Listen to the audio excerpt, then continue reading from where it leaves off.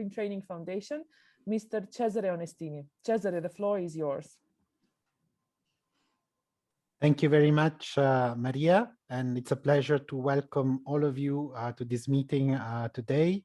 It's a pleasure for the European Training Foundation to be able to host it and to see so many friends and a few new faces and names on the screen. As not all of you are familiar with ETF, we are the agency working for the European Union, promoting reforms of education and training systems in countries around the European Union. Our main focus is on countries in the neighborhood of the European Union, in the Mediterranean, Middle East, Western Balkans, Turkey, and in the Eastern Partnership, as well as Central Asia. But we also have a mandate more globally to look at developments in education and training, particularly in the areas that we are discussing today, in order to gather the expertise as part of the function that we call Knowledge Hub, making sure that we then use this knowledge to share with all the partners and to direct and inform the support we give to the partner countries. The European Training Foundation, as agency of the European Union, it's also closely linked to the European Qualification Framework, as will become obvious and as people in this conversation know. But we work very closely in this with the European Commission that sets the policy guidelines for the work in this area. We work closely with CEDEFOP, with UNESCO, with ASEM, and with ILO, and we are pleased that we organize the session today also in cooperation with the ILO Center 4, and we see this as part of supporting this knowledge sharing. As one of the areas of related work, I think somebody has a mic on. We are also fully engaged in supporting the African Union in the work they are doing on the African Continental Qualification Framework. So in a few words, this is what the European Training Foundation is and does. For those of you not familiar with us, do come and see our social medias, and especially the open ETF that will be used also for the follow-up to this meeting. But what is today's event and what are the aim? Well, the main aim of today's event is indeed sharing knowledge. It's about opening a dialogue. It's about mapping your interest for further conversations. And the core, the starting point, it's a study that the European Training Foundation has done on the progress in regional qualification frameworks, and most of you are indeed involved in these developments, but it's a first attempt at looking globally at regional qualification frameworks, trying to understand what are the common challenges and see how we can support these developments. We also see that the goals of the regional qualification frameworks are much broader than just purely focused on qualifications, as very often these are connected to the wider goals of promoting regional economic cooperation as part of regional economic communities. So we see the engagement of all of us in trying to understand better the progress on RQF as part of this wider goal of supporting these developments. But why do we think RQFs are important, qualification frameworks at the regional level? Well, because we know that qualification frameworks support the quality of learning, support the recognition of the learning. And we know that when we talk about recognition and learning, this goes beyond the borders. So the regional approach is a building block which is important in order to take this broader look at the value of qualifications. The starting point for today's discussion, as we said, is this study. And what does it show? Colleagues, we have an excellent qualifications team in ETF, you are familiar with some of them, but you will interact and they will take the floor in the course of the conversation today. Colleagues have identified a number of areas of common challenges, and that's where the conversations can focus.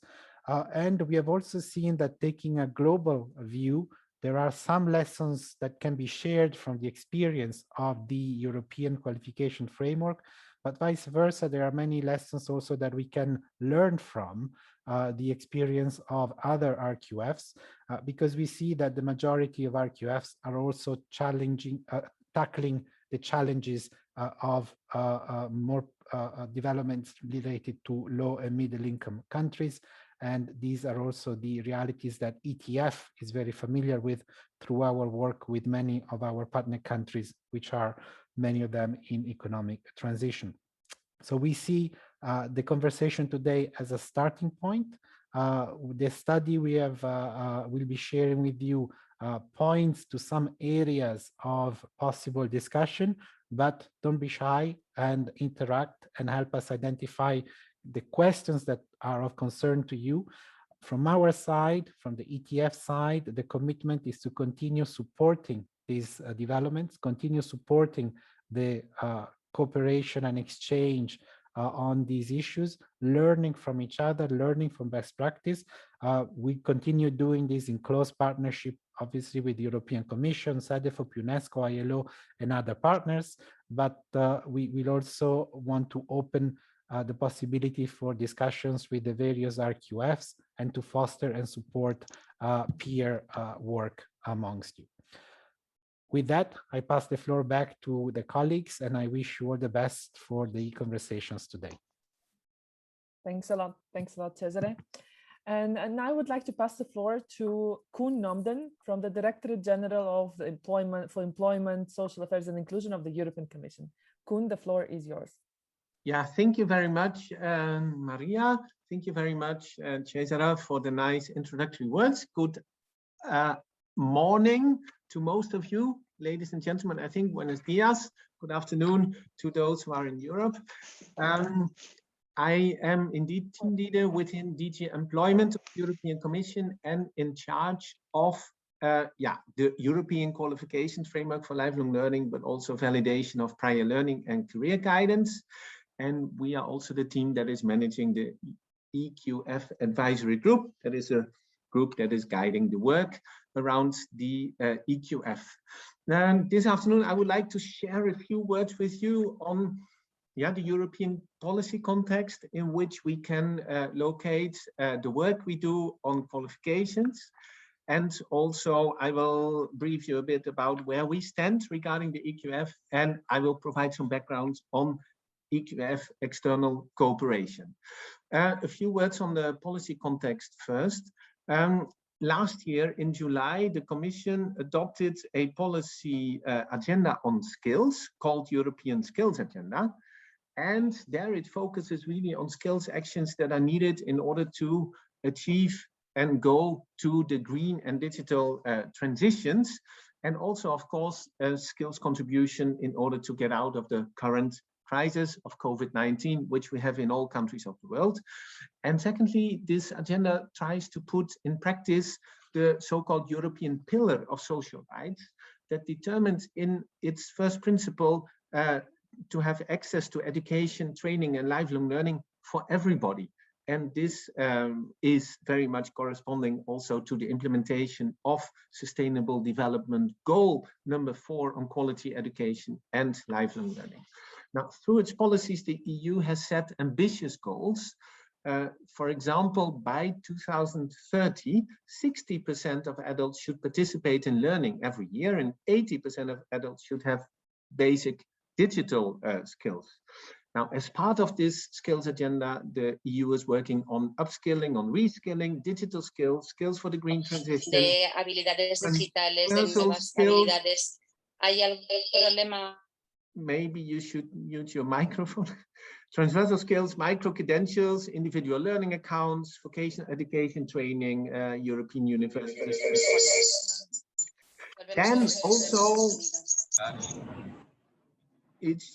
I would like to point to the presence of a new pact on migration and asylum that was adopted last year also by the European Commission in order to create a more efficient and fair migration process.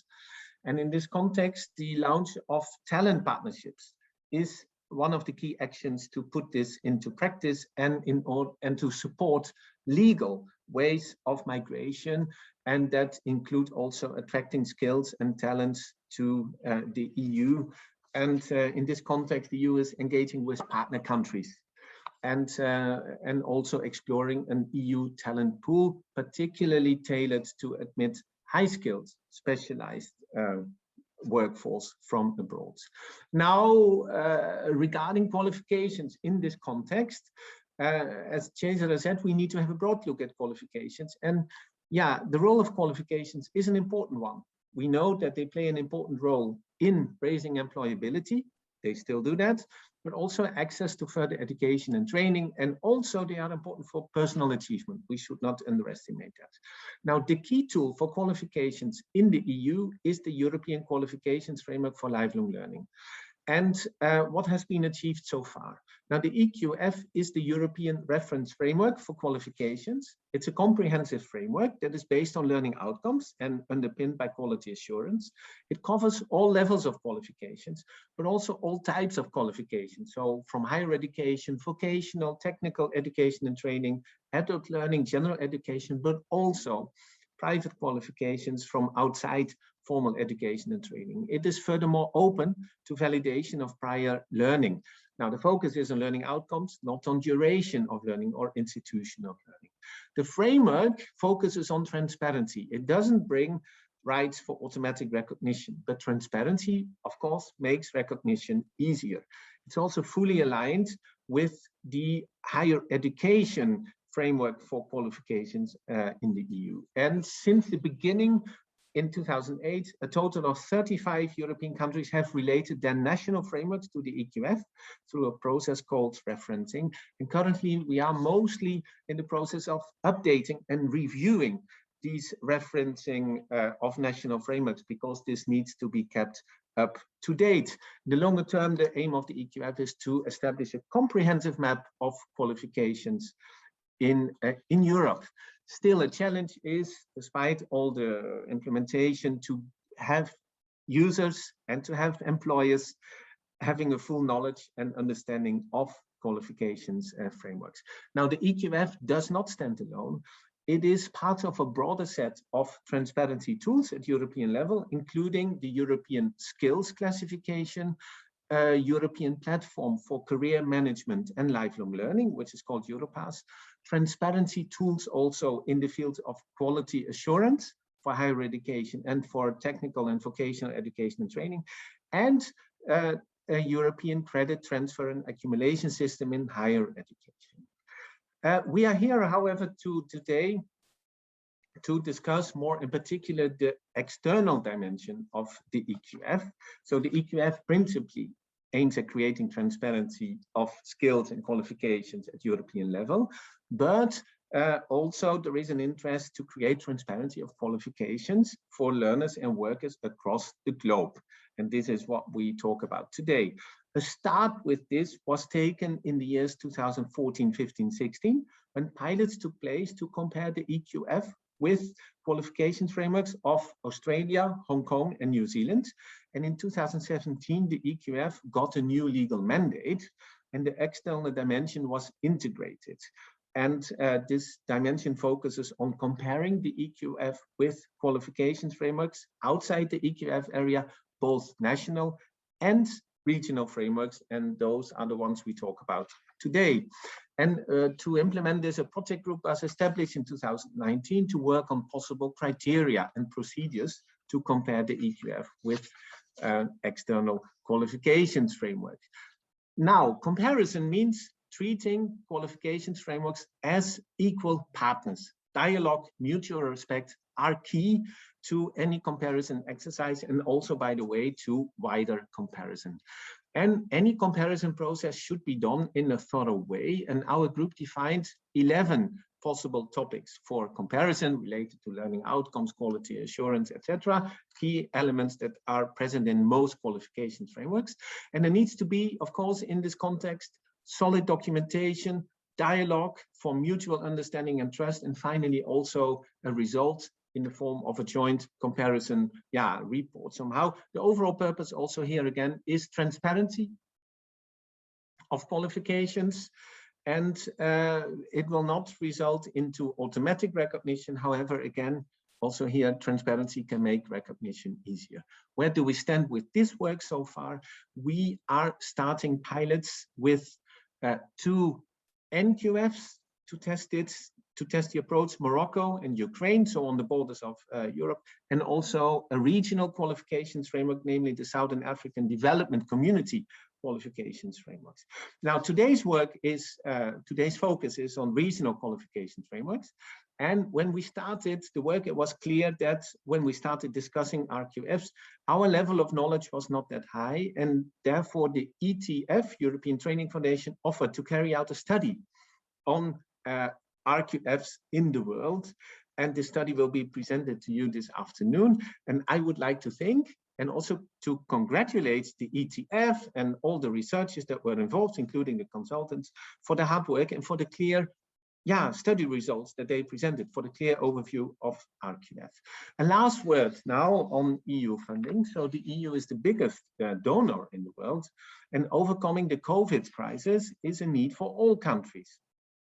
Cooperation can help us to address common challenges in digitalization, our qualification systems, and also in addressing climate change and new instruments such as micro-credentials. And COVID has learned us new ways to connect and meet. Now, in the past, the EU already funded many projects, the SHARE project in the ASEAN region, the African Continental Qualifications Framework, but also qualification frameworks in India, Bangladesh, Azerbaijan, Ukraine, Georgia, and furthermore, the higher education qualification framework of Central America was EU funded. The focus in EU funding is very much on international partnerships. Programming is starting right now, and you are also advised, of course, to contact the External Action Service of the EU, so delegations, because they manage funding. And as from next year, the Erasmus Plus program will offer opportunities for cooperation. And RQFs can make use of those grants as full partner organizations if they partner with European institutions. In this context, I would like to mention that the ETF is supporting the external dimension of the EQF and is also ready to support exchange of experience, as we already heard from Cesare in his introduction. To conclude, I wish you a very interesting and fruitful session today, this morning, or this afternoon, and I'm looking forward to discussing and also to have again good results. The first session was already very successful earlier today, and I hope this one is too. Thank you. Thank you so much, Koen. Thanks for your intervention. Just wanted to remind all of you that please don't be shy. Post your questions and your comments in the chat, and we will have a specific question and answer time to tackle those. So please do so. And now, actually, I would like to ask you to take your phones. And we're going to have one little exercise, one poll. So in the chat of Zoom, you will find a link to the Mentimeter, which is a platform to do a poll. Alternatively, you can take your phone, put on the camera, and put the camera on this QR code, and it will lead you directly to the question. So the question we would like to ask you today is, how many regional qualifications framework initiatives exist? According to you, how many regional qualification framework initiatives exist at this moment? So again, please, I will ask Alina to post the link to Mentimeter in the chat. There you go. Just click on it. You might use the code that is also included into the message. Click on this link, use the code, and then answer the question. So, how many regional qualifications framework initiatives exist at this exact moment? And whenever our technician is ready, we can start projecting the results of the poll.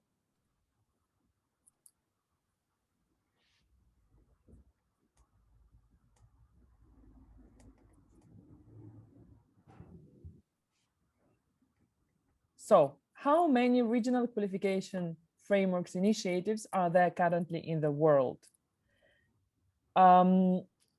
We have 7 of you said that over 20, which is a lot. 12 of you said up to 18, and 6 said that 5. Now I would like to ask Eduarda. Eduarda, do you want to comment on those results? Do you think that, and what is the right answer actually? Good afternoon, colleagues. My name is Eduarda Castelbranco, European Training Foundation. I'm going to work a bit with you as facilitator. And I think these results are quite interesting. They differ from the results of the morning session in the sense that we have a very clear predominance of right questions. It is the yellow question. So up to 18, hasta 18. Well done. Yeah. Well done. So you read the report and you checked the infographic. So great. Yes, correct. Thanks a lot. Well done. Well done, everyone. I would like to ask also our technician to project the infographic. You will also see in the chat the link to it. So this is a map. If we speak about regional qualifications framework, you can see a map and you can see this infographic in detail if you click on the link that you will find in the chat. So this is the global world of regional qualifications frameworks. And at this point, I have a pleasure to pass the floor actually to Eduarda. Eduarda, the floor is yours.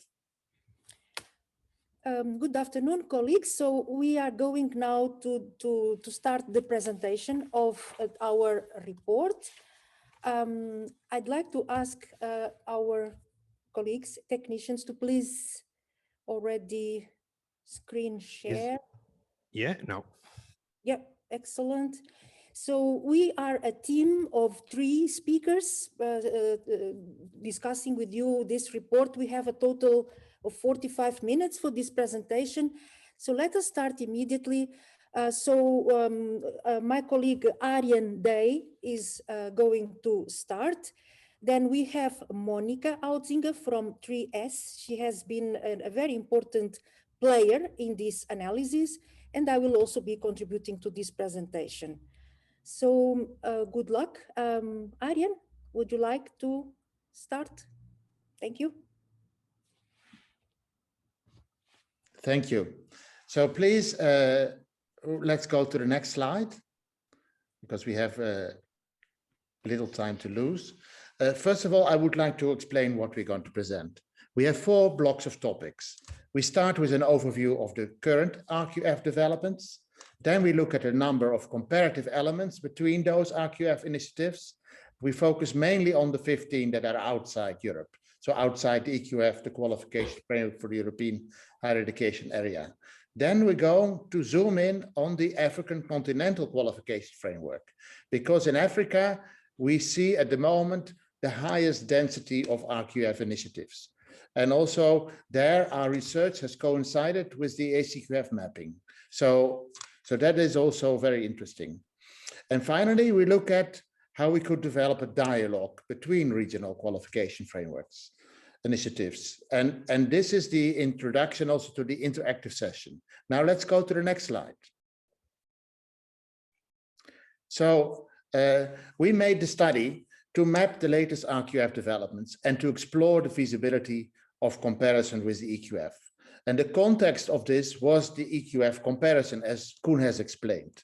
In the recommendation of the EQF in 2017, this was foreseen. So comparison of the EQF with other NQFs and RQFs.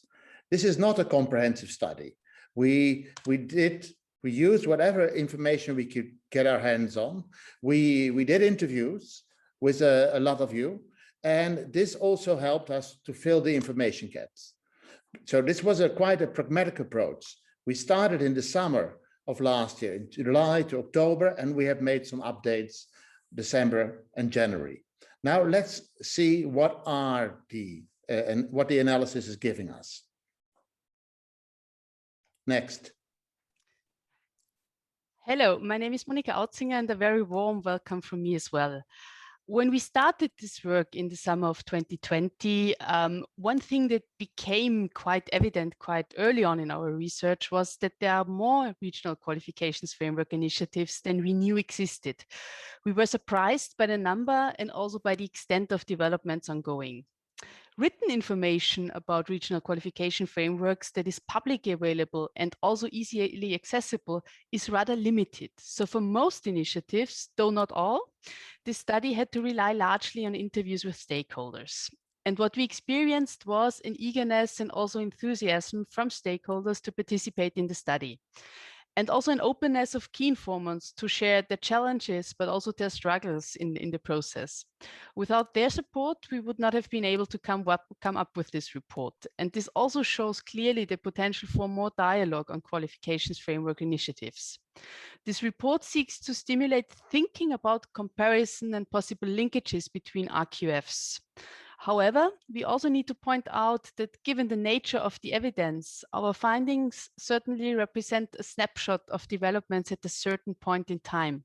So this work is very much reflecting work in progress. So both in terms of understanding regional qualification frameworks, the progress in developing RQF initiatives, and also exploring different forms of cooperation between them.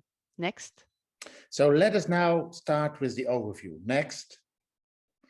So we start with Europe. Europe was actually not part of the study. And in Europe, we have two RQF initiatives that are very closely linked and integrated. The European Qualification Frameworks for Lifelong Learning and the Qualification Framework of the European Higher Education Area. Next. Just to summarize some of the things that Koen has already said. So the EQF for Lifelong Learning, it's an 8-level framework. And since Brexit, we have 38 countries that are represented in the EQF advisory group. This is the governing body that governs the EQF.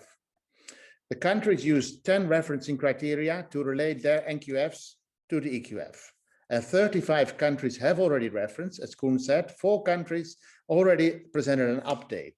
Moreover, 31 countries are including the EQF levels on certificates, diplomas, or supplements.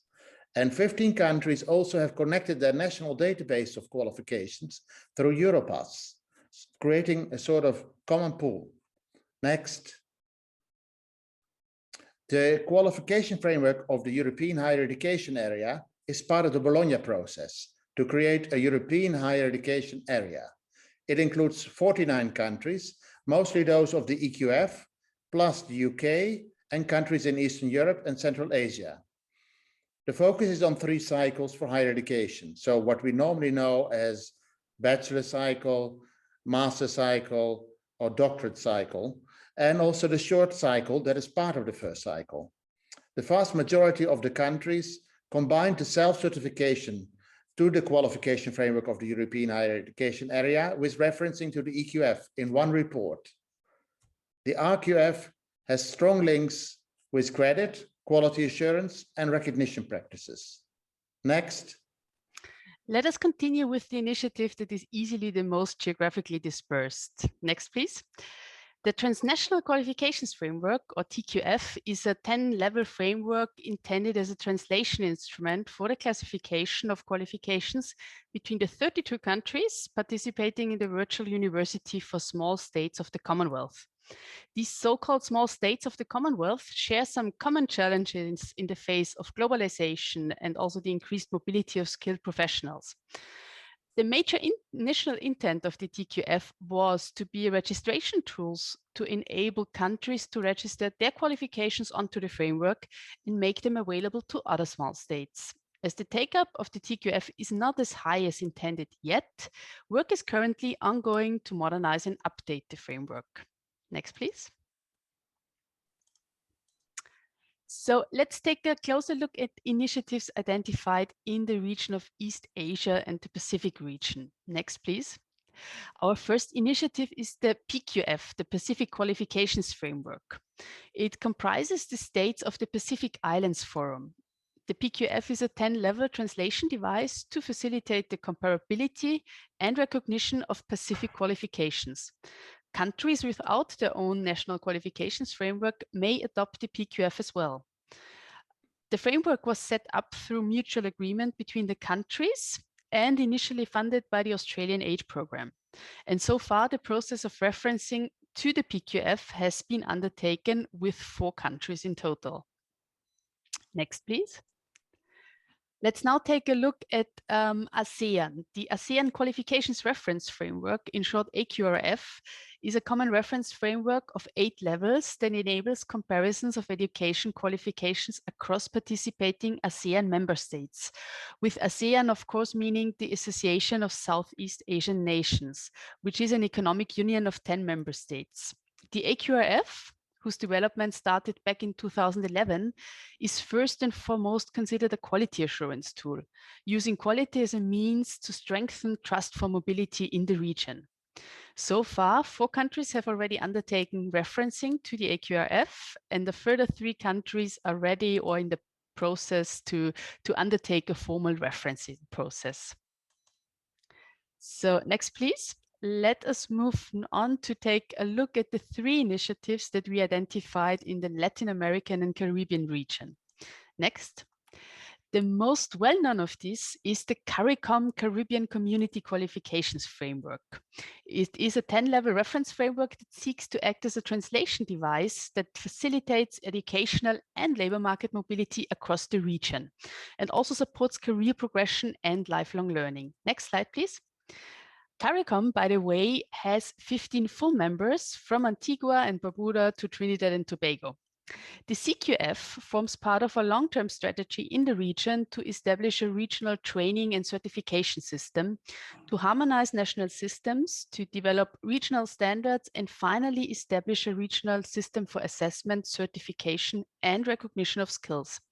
One of the current priorities of the CQF are to get at least 1/4 of the country's national qualifications frameworks aligned to the CQF by this year, so by 2021. Next, please. The qualifications framework for higher education in Central America. So we now move to Central America. This is an 8-level framework of which currently the upper 5 levels are populated. The qualifications framework is the product of 2 consecutive EU-funded projects, and Koen mentioned this before. The initiative is led by the Council of Higher Education Institutions in the region, the Consejo Superior Universitario Centroamericano, and it is a tool for quality assurance and recognition of studies between Central American countries. So far, only pilot projects for a limited number of study programs have been carried out, but there are plans for the initiatives to develop follow-up projects, to expand the implementation of the RQF, and also to receive funding to materialize these plans. Next, please. And last but not least, the Alianza Pacifico, or Pacific Alliance, is a Latin American trade bloc formed by Chile, Colombia, Mexico, and Peru. These are the 4 full members of the trade bloc. And a dedicated working group is currently working on a proposal and a work plan for a regional qualifications framework in this region, with the key objective of supporting student and labor mobility in this region. Since 2020, so since last year, the Alianza Pacifico has received international support from Colleges and Institutes Canada, under which financial support is being provided for a 2-year project, which is currently still ongoing. At the end of this project, the objective is to have a proposal for a regional qualifications framework on the table. Next, please. Yes, the Middle East and South Asia. This is a very interesting region from the point of view that there are RQFs here that include really a global workforce. Because in the Gulf, there is really a global workforce working from very many different countries. There's therefore a strong link to migration. But also an issue is diversification, because many countries in the Gulf, they actually made money by exporting oil and now trying to diversify their economies. So they're trying to really look at more added value economies. This region has really very much affected by COVID, by the COVID crisis. And GDPs has gone down tremendously. Many migrants went home. And there is also in this region an enormous switch from to ICT skills, use of ICT, online learning and online working. Next. So let's have first a look at the Gulf Qualification Framework. The Gulf Qualification Framework is the framework of the Gulf Cooperation Council. This includes countries like Bahrain, Kuwait, Oman, Qatar, Saudi Arabia, and the UAE. They have launched a common market in 2008, and they decided to develop a RQF in a Riyadh meeting in 2014. A 10-level framework is proposed with mobility as the central goal. But also the idea is to link all the NQFs to the Gulf Qualification Framework and eventually also to the EQF. There has been a delay in implementation of this framework due to a number of reasons. First of all, not all countries had NQFs. Kuwait was the last one to develop an NQF. Secondly, there were difficult relationships between the countries in the Gulf. But thirdly, also the COVID crisis, an enormous drop in GDP. And this also meant that the National Qualification Authority in the United Arab Emirates was merged into the Ministry of Education in July 2020. It was very difficult for us to receive really information on the latest stage of this framework. Now let's go to another framework, very interesting as well. This is the framework of the South Asia Association for Regional Cooperation. So next, sorry, I should have said it before. This includes countries like Afghanistan, Bangladesh, Bhutan, India, the Maldives, Nepal, Pakistan, and Sri Lanka. These are actually sending countries. There are an enormous amount of migrants, especially also moving to the Gulf, but also to other regions. There is a feasibility study supported by the Swiss Agency for Development and the ILO Decent Work Team in South Asia. And the people who are involved in that were involved in our webinar this morning. There is a link of this RQF to sustainable development, to cooperation in VET, and to the SAARC plan for labor migration. So to give you an example of the extent of migration, in 2018, there were 9 million migrants only from India in the Gulf. And most of these were lower and semi-skilled workers. And recognition of those skills will actually help them to get better salaries, and this will improve remittances. The harmonization of skills across the region, enabling the comparison of qualifications in the region, is actually one of the goals of this new framework. It's an 8-level RQF, and it should include secondary education, vocational education, skills acquisition, and higher education.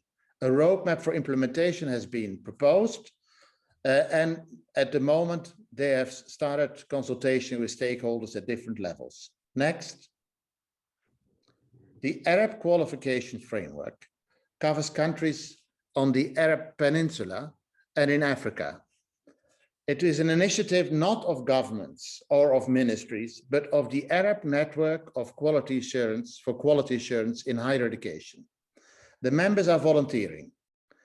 It doesn't have a governmental support for its implementation. There's a strong focus on transparent mechanisms and on quality assurance. So the Arab Qualification Framework is going to offer external verification of NQFs and of qualifications. It has started as a higher education initiative, but in the meantime, it is also extending its scope to general education and to vocational education. It is a framework for which there are proposed 10 levels, but only at the moment, the levels of the higher education are being populated with qualifications. They are recognizing really an enormous shift towards online learning. So this is an important new development for the future. Next. Good afternoon again. And now I will talk with you a little bit about Africa. Africa, a compact continent of 1.2 billion population and a large share of youth. We can already go to the next. This inventory has identified 6 RQF initiatives with some similarities and differences. 4 of these initiatives are related with regional economic communities, and these communities are SADC, ECOWAS, EAC, and IGAD. We will talk about them immediately after. One is related with the Quality Assurance and Recognition Intergovernmental Body, CAMES, and one is the African Union's own Continental Qualifications Framework, currently in development.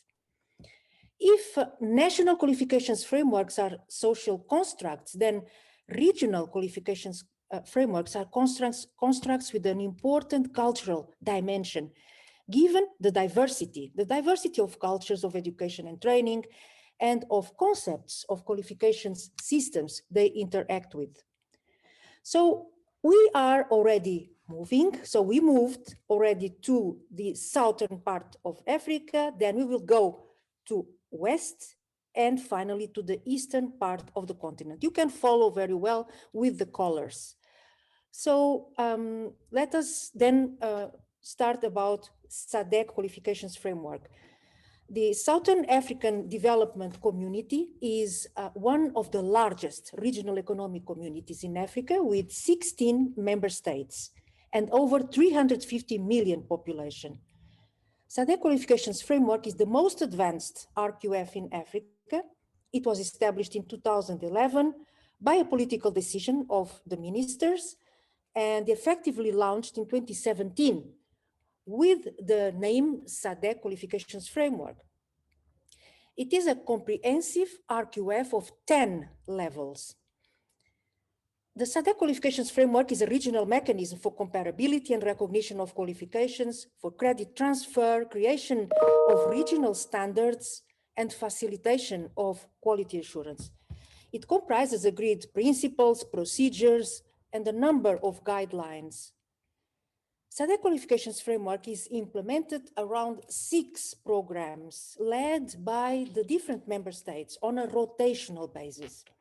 And these programs are, first, alignment or referencing in other places, parts of the world, quality assurance, verification, then a group of articulation, recognition of prior learning, and credit accumulation and transfer systems. The 5th program is advocacy and communication, a very important one, and also governance. For example, South Africa leads the alignment program, and the SADC Secretariat leads the program governance. Currently, 2 national qualifications frameworks have been aligned to SADC qualifications framework, and these are the qualifications frameworks of South Africa and Seychelles.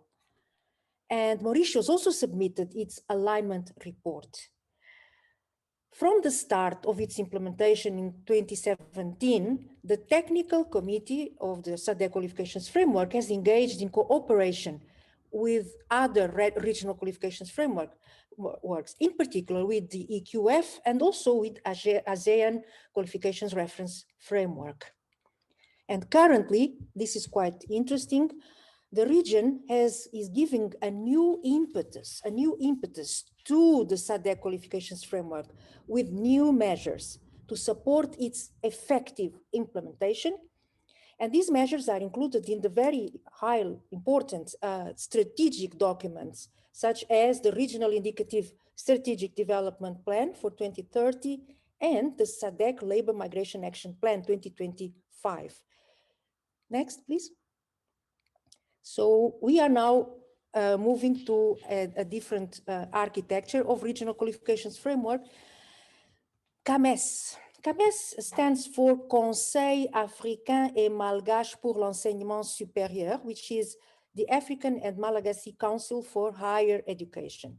And this is an intergovernmental institution for the harmonization of policies and integration of higher education systems of Western, Central Africa, and the Indian Ocean. CAMES's activities are backed by a regional quality assurance policy. 19 countries are members of CAMES. All but one are French-speaking countries.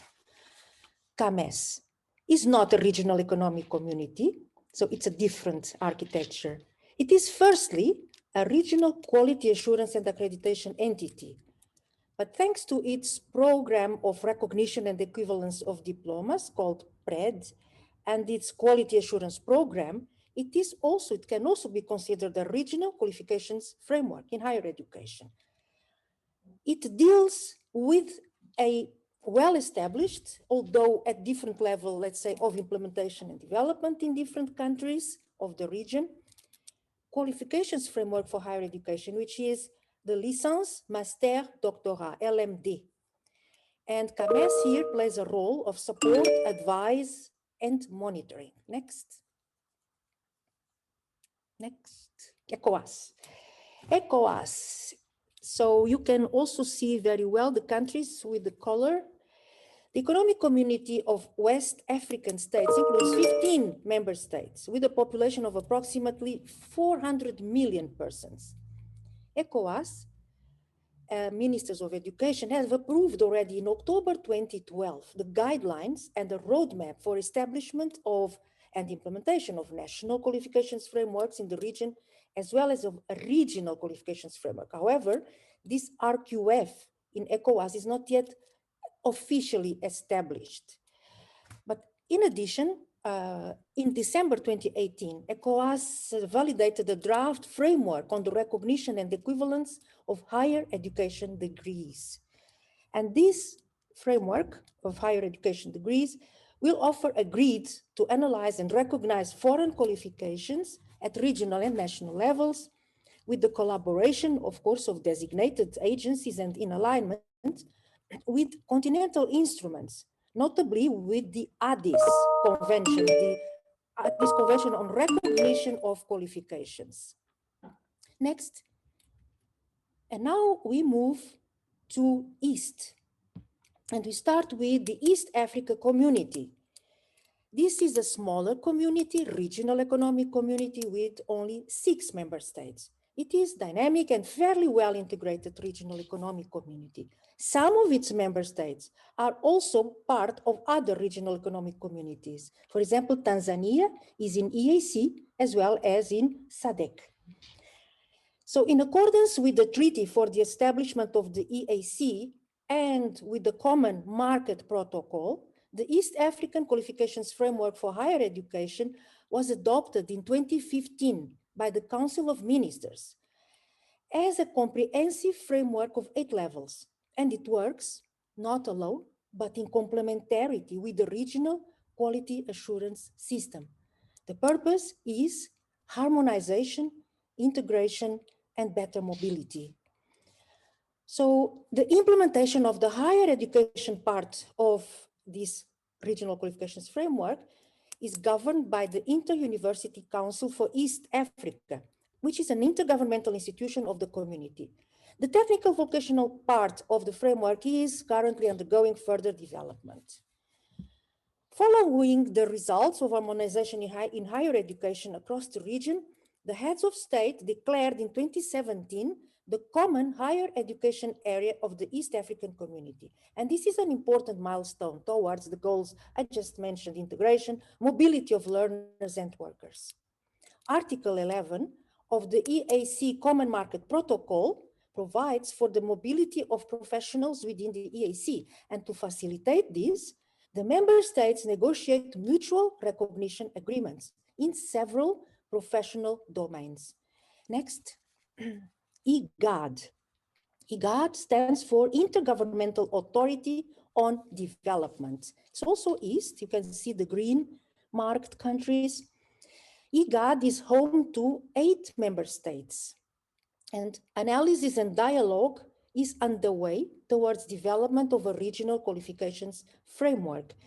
And we know that the region is taking concrete measures to move ahead with the design of this regional qualifications framework, which is expected to contribute to a wider range of questions, including to address the important twin challenge of, first, developing adequate skills and competences and providing relevant training for the region's large young population. And second, and this is very important, providing skills and livelihood opportunities for the large number of migrants and refugees in the region. And very recently, end of April 2021, IGAD held its first regional technical experts meeting on the Kampala Declaration of 2019, which is about jobs, livelihood, and self-reliance for refugees, returnees, and host communities in the IGAD region. So this Kampala Declaration promotes inclusion of refugees in national education systems, vocational training, and labor markets. Next. We will have a special slot on the ACQF, African Continental Qualifications Framework. So I pass the floor back to Arjen. Thank you. Next. Yes, well, it's actually Monica who's going to take over. Okay. Yeah. Thank you, Eduardo and Arjen. Yes, now to the global perspective. We hope that this first glimpse at regional qualifications framework initiatives across the globe has given you a first impression of the developments ongoing across the continents. Knowing, of course, that trying to sum up 17 initiatives in just over 15 minutes can only be a very incomplete and rushed affair. Next, please. What we hope, however, that this first part of our presentation has given you is a taste of the breadth and scope of RQF initiatives to date. And this takes us to the comparative element of our study on regional qualifications frameworks. Next, please. As part of this study, we have set out to analyze and compare these framework initiatives on the basis of a number of criteria, which can be summarized in terms of the following key questions that you can read here. I will not read them out loud, I've simply listed them, but I will tell you a bit more about each of them in the following slides. It was not our intention to analyze each framework according to all these criteria, but rather to compare them and to underpin some general observations with specific examples to exactly show how these features of RQFs might influence the comparison process with the European qualifications framework. Next, please. The first of these aspects or questions ask about the ownership and commitment of RQFs. So who are the owners and supporters of these initiatives, and what are their resources and capacities for development and also for further implementation? One very important additional aspect in this refers to the support provided by donor organizations and international organizations. The question of ownership and commitment is a very important one, as one can assume that the role and the capacity of the institutions behind the framework largely will determine the progress and performance against the defined objectives for the RQF. We observe that the majority of regional qualifications framework, but not all, are part of regional communities. In some other cases, regional qualifications framework initiatives have been developed, for instance, by non-state actors, in particular organizations of quality assurance agencies. But you also see other totally different formats as well as in the overview. Next, please. So what do these RQF initiatives want to achieve? What are their objectives? Are they more geared towards promoting free movement and of people and integration? Or do they rather move more towards quality assurance in education and training? Or do they maybe have other purposes in mind altogether? We can broadly identify the following objectives that RQF initiatives generally want to achieve. The first, to promote mobility of workers and learners. Mobility and migration in particular play a very important role in many of these initiatives. Arjen already has mentioned the Asia-Arab migration context, for instance.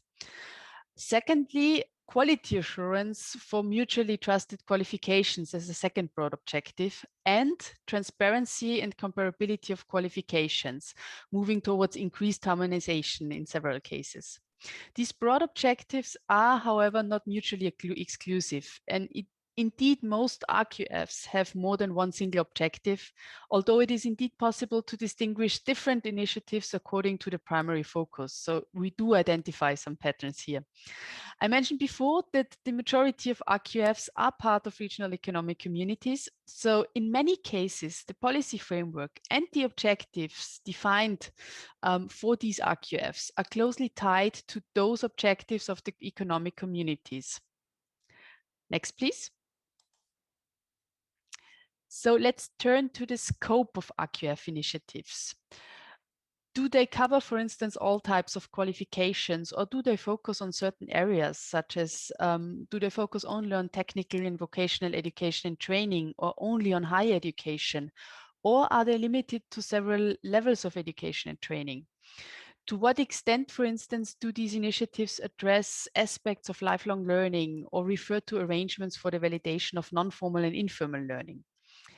Our research has shown that the scope of RQFs varies. Some initially indeed focused on either higher education or vocational education and training, but we also see a clear trend towards comprehensive or unified frameworks. By this, we mean that they are designed in a way to include, or at least potentially include, qualifications from various levels, reaching from the primary education level to the PhD level, basically, and also various sectors of the education and training systems. RQFs are generally based on the concept of learning outcomes. And what we also see is, as regards the number of levels in a framework, we observe a prevalence of 10 level frameworks across the globe. Next, please. Yes, so it's up to me now. So of course, we have to see also how are these frameworks actually progressing. And when we were discussing that, we saw that we had different approaches in trying to describe the progression stages of frameworks. So last year, CEDEFOP and ETF, we developed a common set of stages for qualification frameworks. It starts from exploration, so seeing what kind of framework we want, then designing the technical features of the framework towards adoption, so a decision on what kind of framework we need, then activation of the framework, starting to work and becoming fully operational. And this is then often followed by a review of the framework. How is it functioning? How can we improve it? Which is followed by redesign and again, reactivation and adoption, etc. So I will provide a link to you now in the chat to a paper that we have developed together with CEDEFOP. It's not yet published formally. It will be published soon. NQFs and RQFs are developing in parallel. That's what we see. And they can strengthen each other. And most RQFs are not yet fully operational.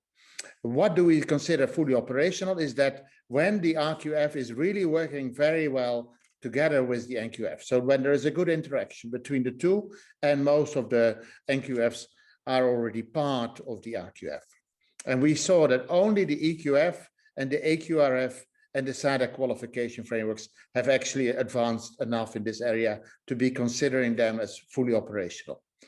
So that is important for comparison, because in comparison, we really want to compare qualification frameworks that are functioning. Next. Are there links between the regional qualification frameworks initiatives? Yes, absolutely. To name just one example, regional qualification frameworks often have links with other RQFs in terms of common members, for instance. To name just one example, Trinidad and Tobago is both part of the CQF, the CARICOM qualifications framework, but is also covered by the scope of the TQF, the transnational qualifications framework. So this just to name one example. This figure that you can see here seeks to show you the key linkages between the different RQF initiatives in terms of geographic coverage. It does not intend to be super accurate, and it is not, but it seeks to give you the bigger picture by emphasizing the global perspective behind the developments and also their potential outreach. And indeed, many key informants in the study emphasize their interest in more dialogue with other regional qualifications frameworks, both for the purpose of mutual learning and sharing experience in the development and implementation of these frameworks, but also with regard to labor migration. With that, back to you, Ariane. Yes, so every RQF tries to offer fit-for-purpose solutions for regional or the transnational context in which it functions. So they're not all similar. They're not the same animals. But there is a strong interest in sharing a mutual learning. That's what we learned during the interviews. And now, what do we see actually as the main topics for that? We have defined them with 5 C's. The first is the COVID-19 response. We've seen that COVID have had enormous impact in all the countries where RQFs are being implemented. Also, many of these countries are middle-income countries and low-income countries. So they've really faced a slowdown of developments. The second issue is common qualifications. In the Caribbean, there are the Caribbean vocational qualifications, and these predate even the Caribbean qualification framework. And they really set a precedent of these type of common qualifications, which we expect we will see more of in the future. Then there is the issue of climate change and green growth. In the TQF and the PQF, they are developing common courses addressing these issues. Then there is the issue of catalogs, database of qualifications. The PQF, for instance, is linked with the RQS. This is the Pacific Register of Qualification Standards, which is a quality assured repository of qualifications in the region. And it's also going to integrate micro-credentials. And then, of course, there are issues as common guidelines. For instance, SADC has developed common guidelines on quality assurance, recognition of qualifications, credit accumulation and transfer. In the ACQF, there are 10 new sets of guidelines in development. The Asian Qualifications Reference Framework has just reviewed its approach to referencing. So there are many more examples of these. Next slide. Now, if we look at the agenda points for sharing. Next slide, please. Sorry. How do other RQFs look actually at the EQF? Because this was one of the issues that we looked at in the study. Well, first of all, we have to see that RQFs are not copies of the EQF. Actually, every RQF tries to offer is unique. So the EQF is not the global standard for everybody else.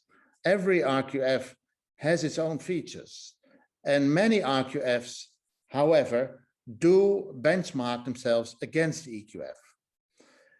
So comparison offers an important opportunity to connect RQFs. There is a strong interest in cooperation with the EQF. That's what we heard during the interviews, and other RQFs are also looking at cooperation beyond comparing levels. So there is, for instance, a big interest in experience sharing and in recognizing qualifications. And for instance, in the EQF, there are now tools like Europass and ESCO, which is the classification system for occupations and for skills that are used to analyze qualifications. And this is done with the help of digital technologies. And we think that these recognition processes that use digital technologies will really change the way we will deal with qualification in the future. To find common global solutions in a connected world. We believe that in the end, all the RQFs that are here today will be connected in the end. So there are many commonalities and there is scope for more dialogue. Now, let's look at the issue again of comparison. So next slide. So first of all, the EQF comparison is a process in which the EQF and another RQF are compared. So it's not that the EQF is the standard. Actually, it requires a dialogue, driven by mutual interest, where we compare the different frameworks on their own value. EQF comparison is open for operational RQFs. This means that a number of NQFs are referenced or aligned with the RQFs, and most of our RQFs are still at an early stage of development. But we are going to pilot comparison with SADC qualification framework, as Koen said. These experiences we hope to share next year. But during the development of the comparison procedure, we really discussed also other forms of cooperation, but they were not really in the mandate of the group. So we really need to define these issues together. Now let us first look at the ACQF as an example of dialogue and cooperation. Back to Eduarda. Next. Thank you, colleagues. Again, the African Continental Qualifications Framework. We are telling here a little bit the story of how it is being developed. It is a process. So this framework will be the largest RQF. And next, it will cooperate with 55 countries and 8 regional economic communities. It is in fact the only RQF interacting with 2 different levels, the national and the regional.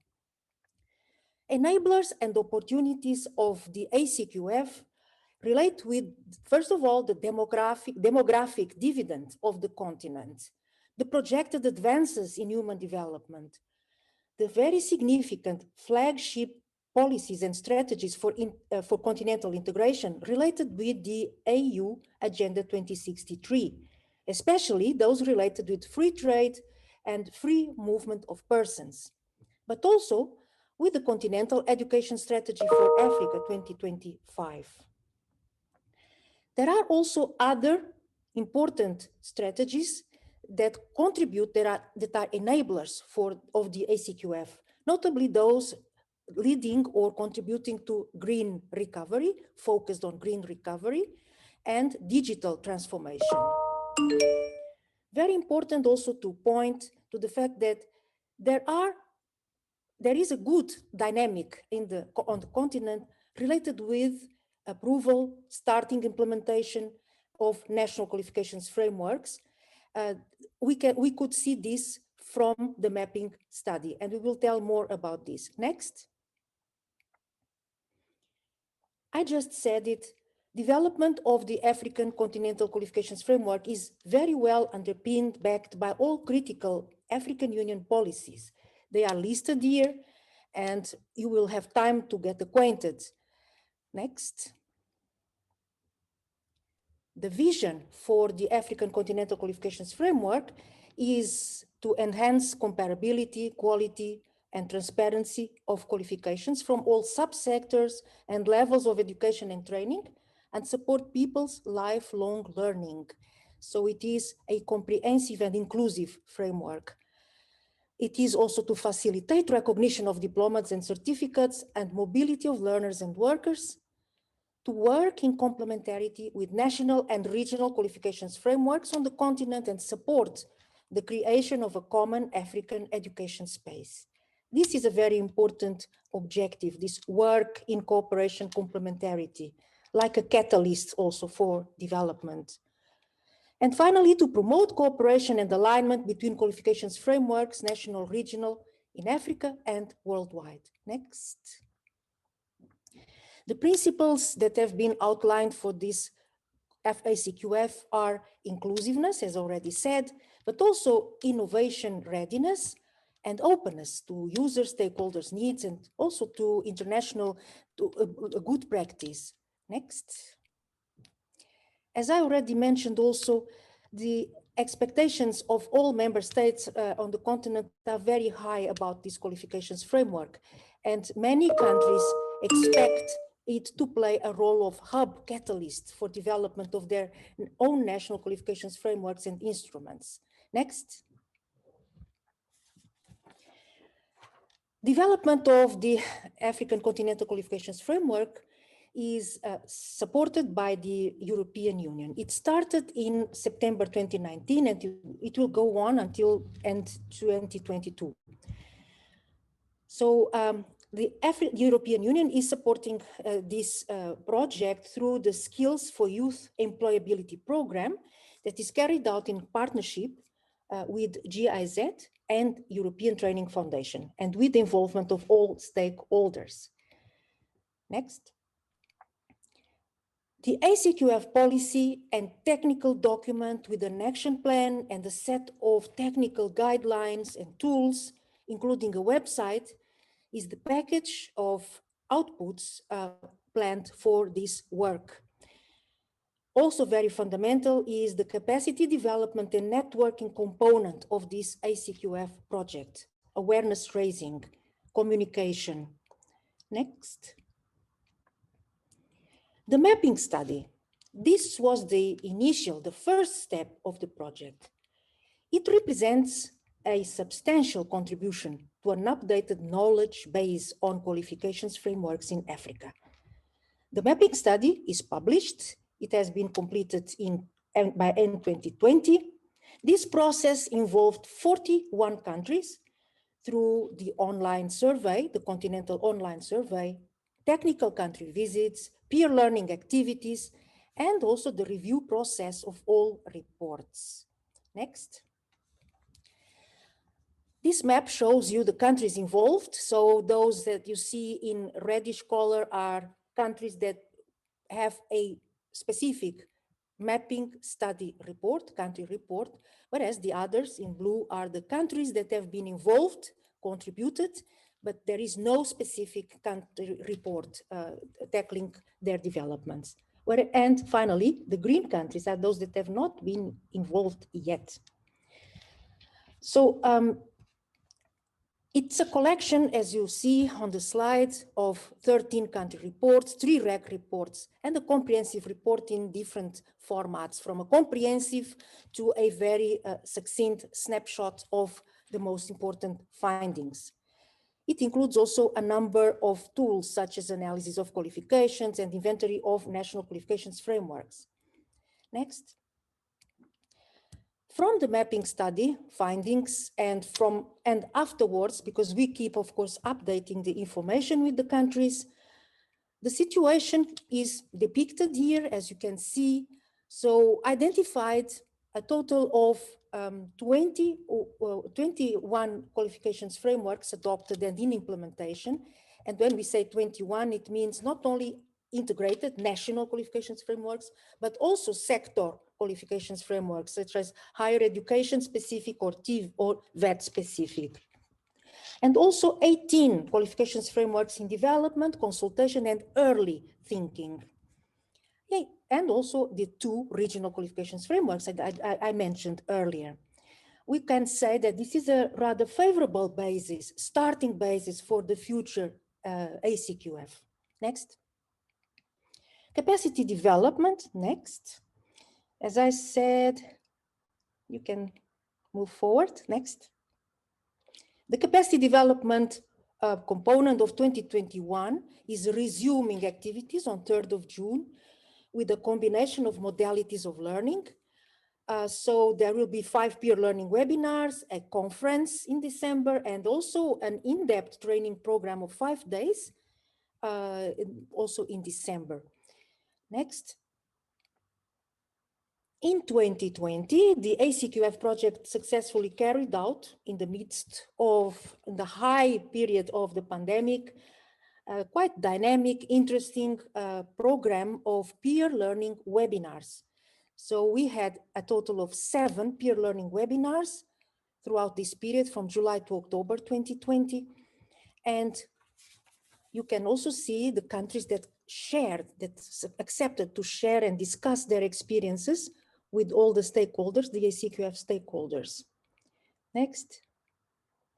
So we had a total of 22 cases presented at the ACQF peer learning webinars 2020 from 3 continents, from Africa, Asia, and Europe. 17 NQFs and 5 RQFs were discussed. Next. And next. And this will be the last slide. In the meanwhile, the project has developed the proposals for the scenarios for the ACQF, so looking ahead. And you can see them here schematically presented. These proposals have been already presented to the ACQF advisory group meeting, number 2, took place on 8th of April. And they serve as a basis for further development of the technical and policy document. So these 3 scenarios are: scenario 1, ACQF connects. Focus is on peer learning, capacity development, benchmarking, common tools. Well, in a way, we can say that this will be almost the output, the outcome of the ongoing project. Scenario 2, ACQF creates mutual trust. It's a more ambitious step. Focus is on referencing alignments and support to recognition of qualifications across the continent, recognition of prior learning and qualifications databases. And of course, always networking and peer sharing.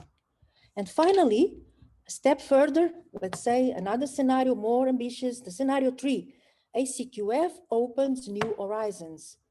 The focus will be then on a overarching qualifications framework, continental, with continental qualifications profiles of interest, for example, for the free trade agreement. and automatic mutual recognition of qualifications, digital credentials, and contributing to global transparency and internationalization of African qualifications. Thank you. Next, and I pass the floor. Yes, so this is really the very last slide. It's just to conclude our presentation. Here are the main points. RQFs, they are gaining importance. We've seen that there are more initiatives and more RQFs becoming operational. And also, I have to say, we saw also the report that Liliana Gonzalez has prepared, and together with the colleagues of ILO Sintifor, there is really also a lot of activity in Latin America that we are now aware of. But all these initiatives, they need capacities, they need resources, they need time to develop. And often when these are missing, then these initiatives become vulnerable. So of course, first of all, they need strong involvement of the member countries. But it's also possible to support these initiatives by connecting with the wider world. What we have learned now in this whole period of COVID is that we can all work online. The physical distances have become much less important, and we are much more conscious of common challenges. We can benefit from regular sharing of information, sharing of data, experiences, and expertise. There are a lot of challenges ahead of us that nobody of us has solved. So we are ready to support this process of cooperation in the ETF, and in cooperation, of course, with other international organizations. Here, of course, it's important to mention ILO Sintifor, UNESCO, which we are working, CEDEFOP, which has always been our partner, of course, also the European Commission and other institutions. Now, I want to give now the floor to Eduarda, who's going to facilitate the discussion. Back to Eduarda. Thank you. Thank you very much, Arjen. Colleagues, our guests, we hope the presentation was, of course, a bit long, and I know it's a lot of information together. You have now time to still send us questions. So there were already a few on chat, and we tried immediately to reply. And one of them, coming from Ruby, asks exactly how can RQFs, let's say, ask or present their or form or express their interest in comparison with the EQF. And I just gave a very short reply saying that this process is in the first steps of preparation. But I think that maybe Koen would give a little bit more of an elaborate response to this question. Koen, if you would like to. Yeah, hi, Eduarda. No, I'm happy to do that, but I'm looking for the question. The question is in the chat.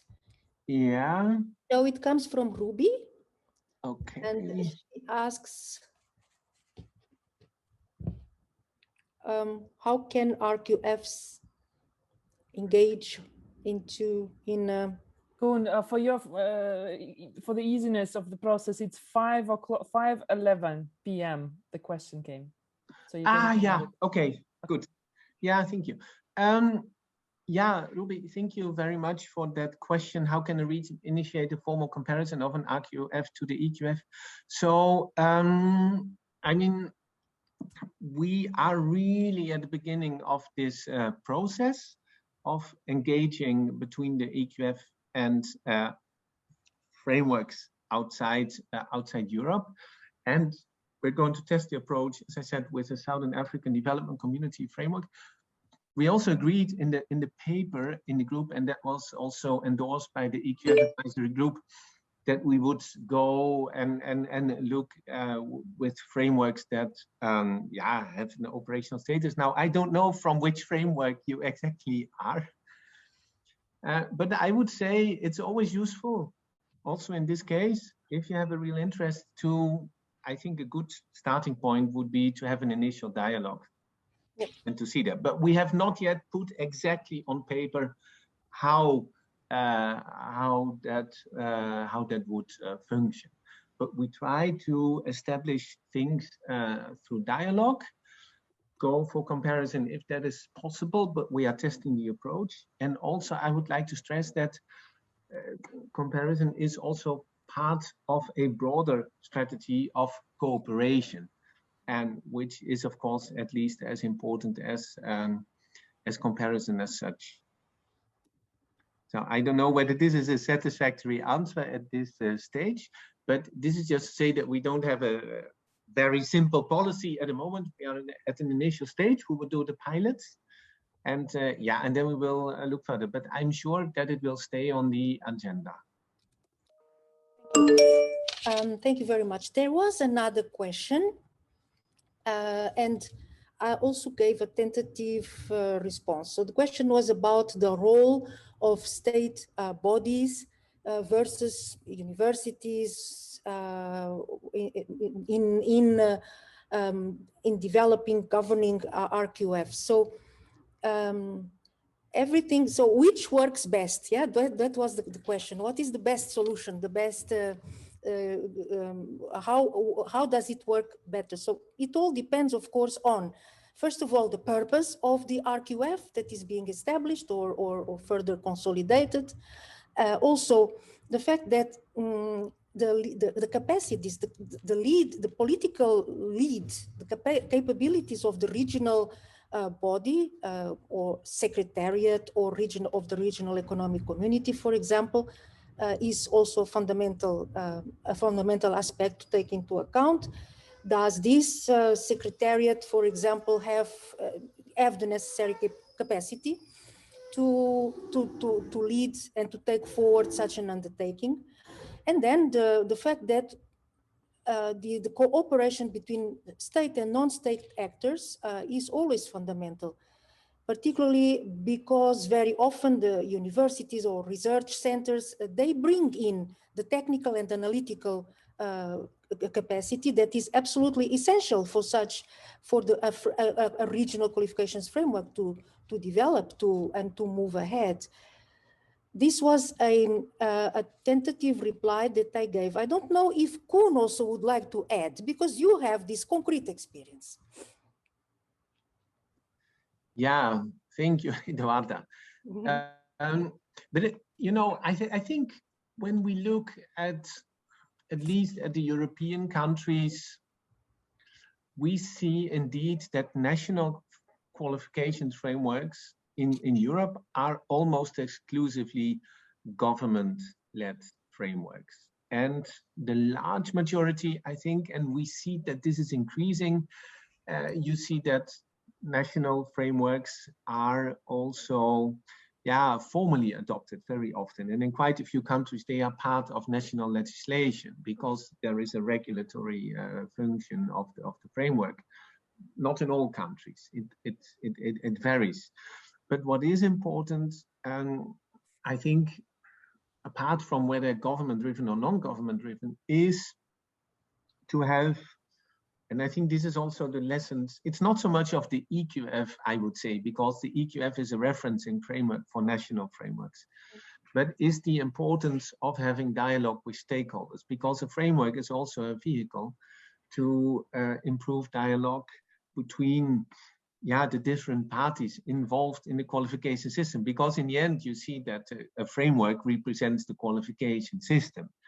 And what we see is that where things function quite well, you have smooth dialogue, you have involvement of employer organizations, of trade unions, of economic sectors, and also, of course, in the education and training field, that you have those stakeholders, including also the end users, the students. So this is this is what I would say. I have a bit less experience, of course, in countries where non-government agencies are leading. I think it's very difficult to give a reply in an absolute sense, because it depends also, I would say, on the local, on the regional situation, on exactly the situation, what fits best. Regarding the EQF, we are of course bound by the institutional situation that we have at European level, where member states are in charge of education and training, where member states are in charge of qualification systems and qualifications frameworks. And the European level, we are limited to enhancing cooperation between the national level. And we do this, it's true, through the setting up of European tools. And if you have a good European tool, then you see also good participation of the member states. And I think this explains the success of the EQF, because you need there a sort of common agenda. Thank you very much, Koen. We have seen from the examples a number of cases where let's say an intergovernmental higher education institution has been in the lead in implementing or in supporting. That's the case, for example, of CAMES, or even the case of East Africa Community. It's the Inter-University Council for East Africa that is leading the implementation of that regional qualifications framework. But it's again intergovernmental. So they have a concrete direct mandate, let's say, from the states, from the member states of that community. There is a question from Liliana. So countries that do not have national frameworks join the regional part of the, Liliana, do you want to tell it? Because I don't understand very well. You can say it in Spanish. Hola, Eduarda. En el proceso que tú has visto, cuando los países no process, when countries don't have national frameworks,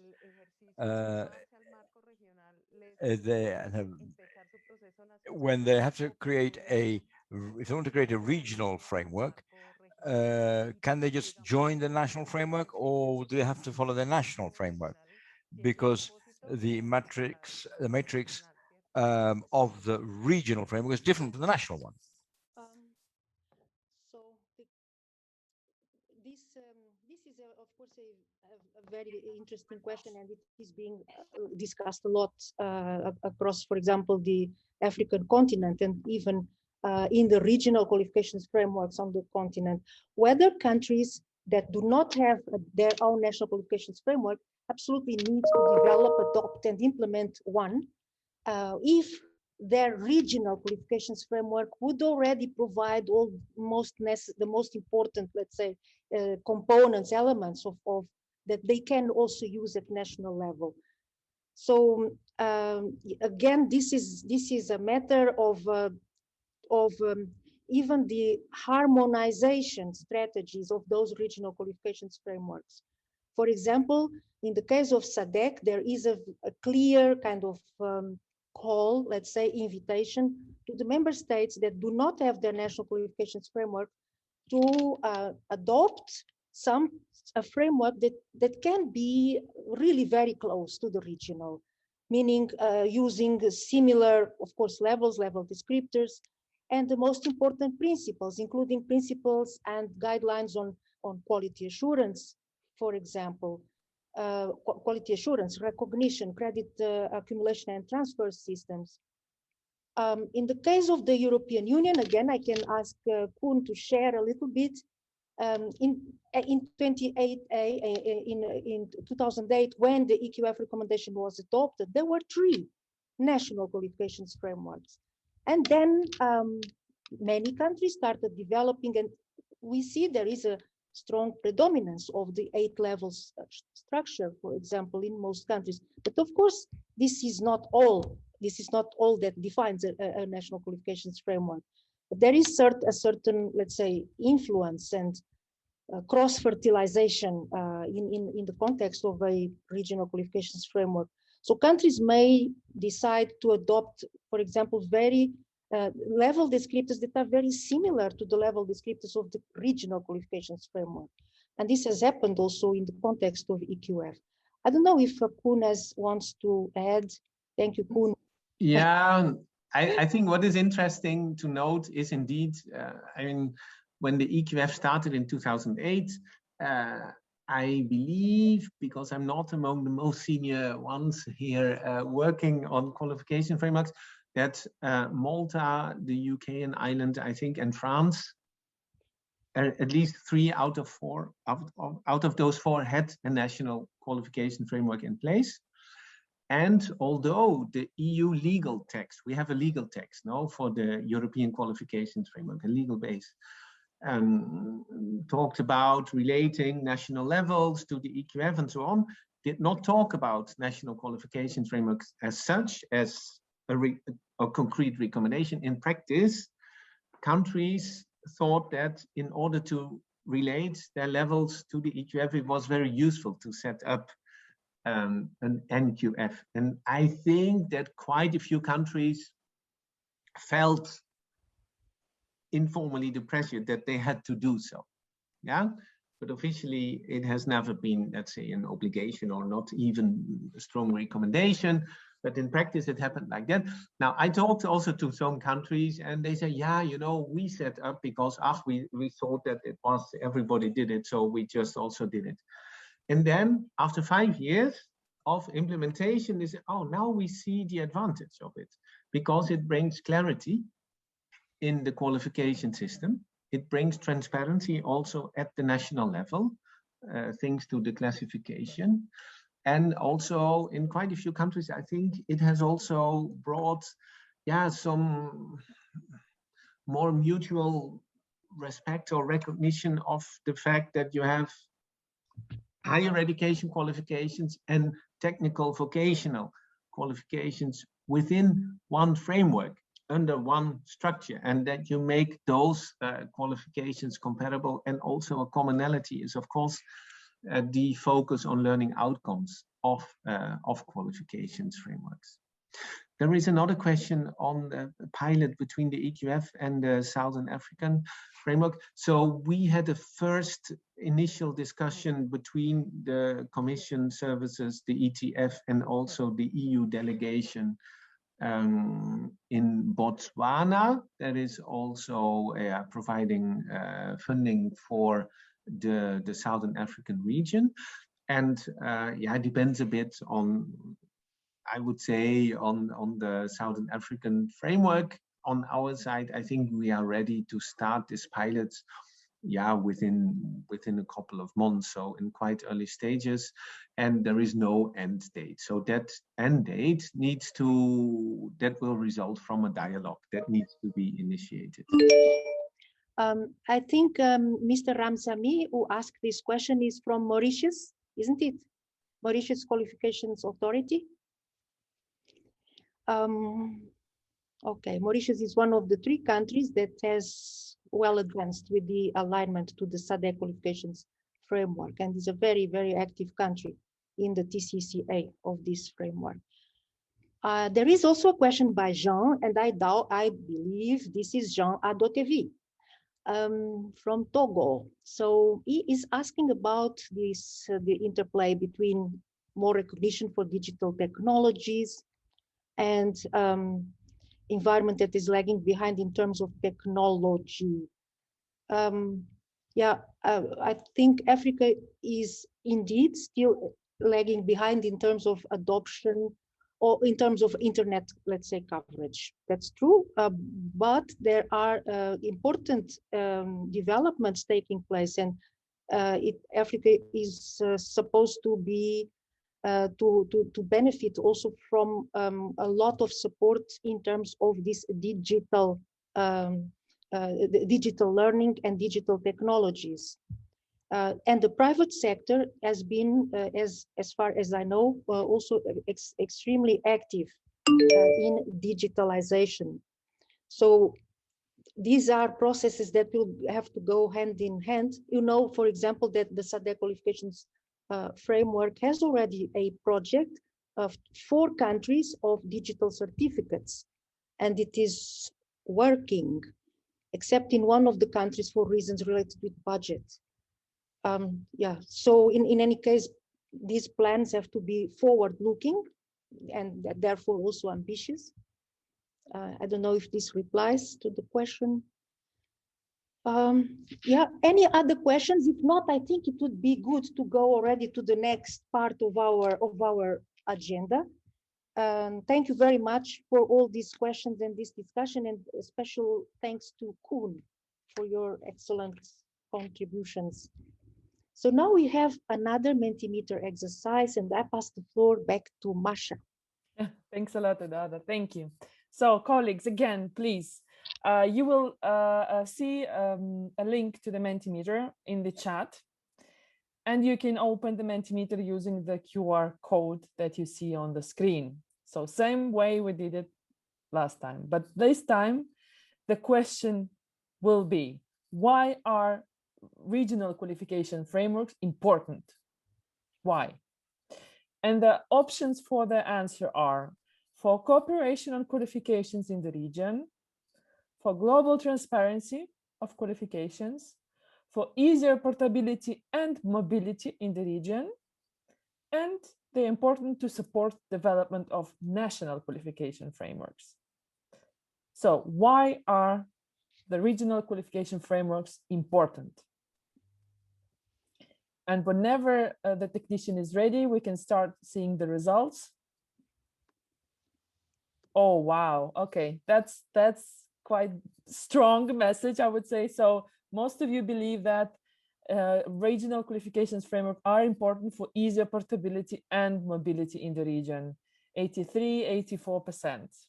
Votes are still coming, but that's for sure a big result already. Darla, do you want to say something about this result? Yes, again, it's an interesting result. Comparing with the first session in the morning, it differs very much.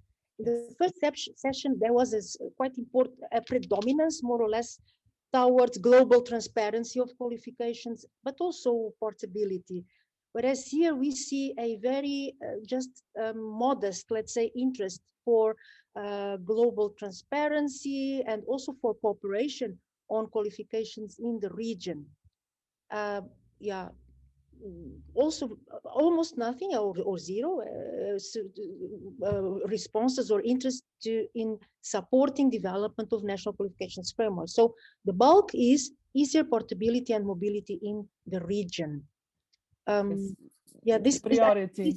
Yes. So this certainly contains an important message, and it really shows a different perspective between the regional qualifications frameworks, the stakeholders, participants in this part of the world, and the first part, the first session this morning. So which was a very different set of replies. Thank you. Yeah, thanks a lot. And I think at this point we can start our working groups. And Eduarda, will you introduce the working groups part? Mm-hmm. Thank you. So now we will have two questions to be discussed, but discussed in a very, let's say, pragmatic manner. You will be divided immediately into working groups by language, Spanish, English, and there you will have to play, let's say, through a mural in order to express your opinions, views on those two questions. So you will now be divided. You will find yourselves automatically out of this plenary into breakout groups with facilitators to help this part of the webinar. Thank you. And we are back in 25 minutes, right? Yep. Yeah. Okay. Thank you. Good work to everyone.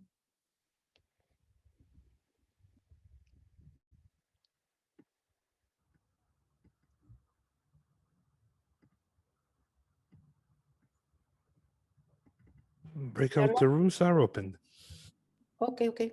Thank you. Because we did not receive yet, did we receive already a message? Yes. Start your video. Do we have already an invitation? I didn't receive any.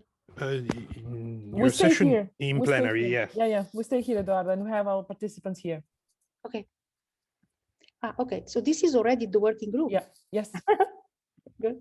Buenos días. Hola a todos. Hello, good morning. Mi español no es bueno. How many colleagues do we have in the working group? Do we see them? Yes, I see. We have Sandra, William, and Sandra, Rafaela, Natalia, Jose Maria, and that's it. Okay. Yeah. please, do you want to open your cameras just for a minute and just to say hi, solo para conocer y decir buenas tardes o buenos días? ¿Queréis abrir la cámara? Sí, O- claro, oh, Eduarda, no me está funcionando, pero lo arreglo de ok. inmediato. Ok. Entonces, ahora tenemos un ejercicio de solo 25 minutos. Ahora son 23. Y yo inserí un link, un enlace en el chat y podéis hacer clic para entrar en otro contexto, en una sala mural. El objetivo es conocer sus puntos de vista y sugerencias sobre estas dos preguntas. ¿Cuál es la necesidad más apremiante de los Regional Qualification Frameworks, marcos regionales de cualificaciones, que pueden abordarse con la ayuda de la cooperación? Entonces, podéis hacer clicar un enlace que está en la chat box. Yo puedo de nuevo sugerir.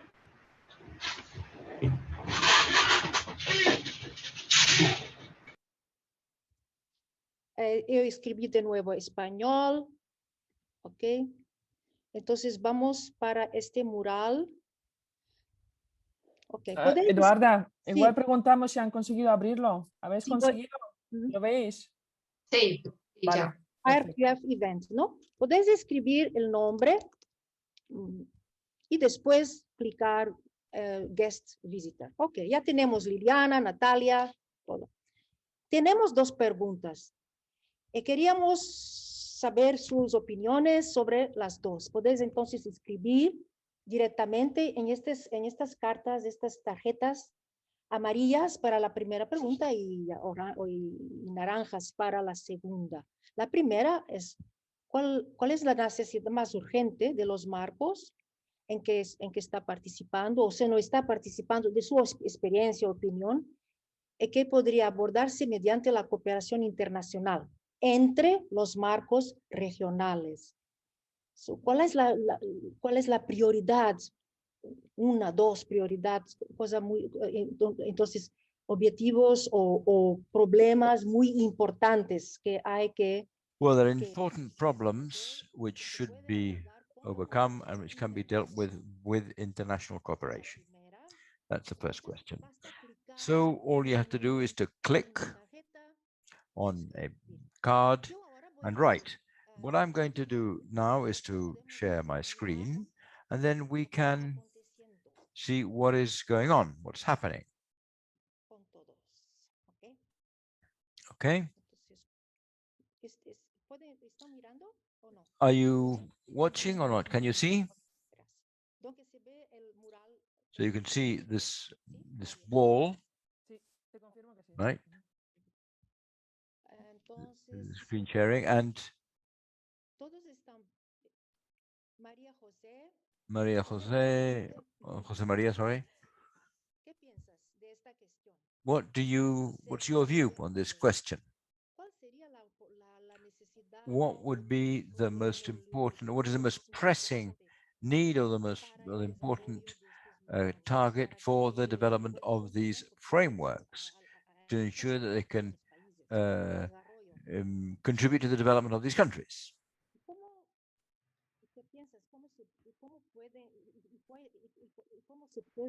How can you deal with this via international cooperation?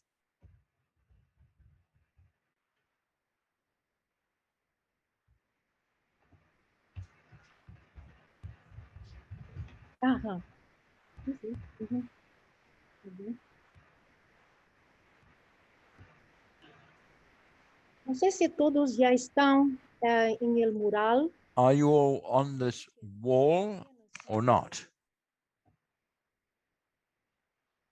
Apparently not.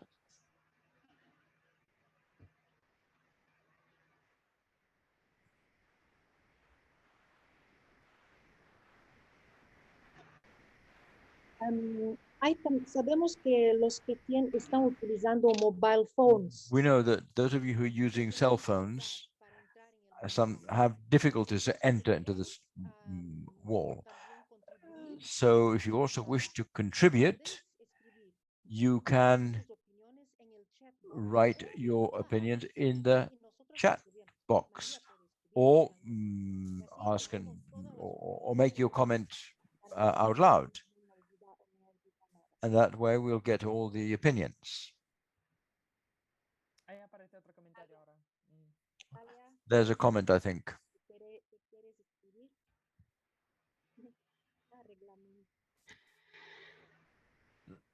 Let's see.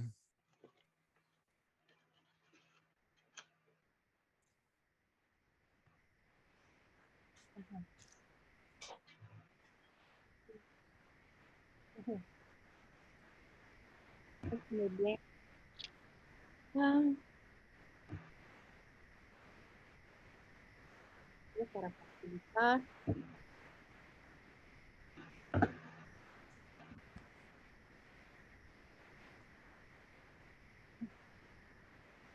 Muy interesantes estas contribuciones. Some of these contributions are very interesting.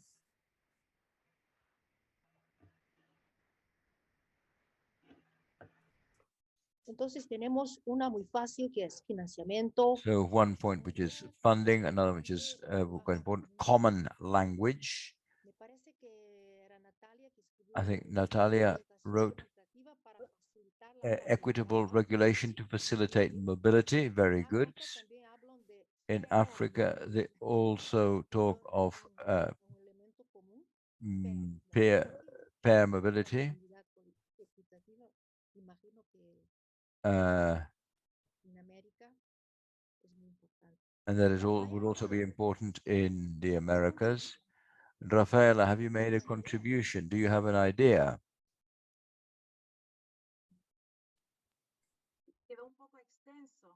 It's perhaps a bit extensive, but it can be read. Well, the interpreters can't read it. Could you like to read it, perhaps, or explain what it's about? Well,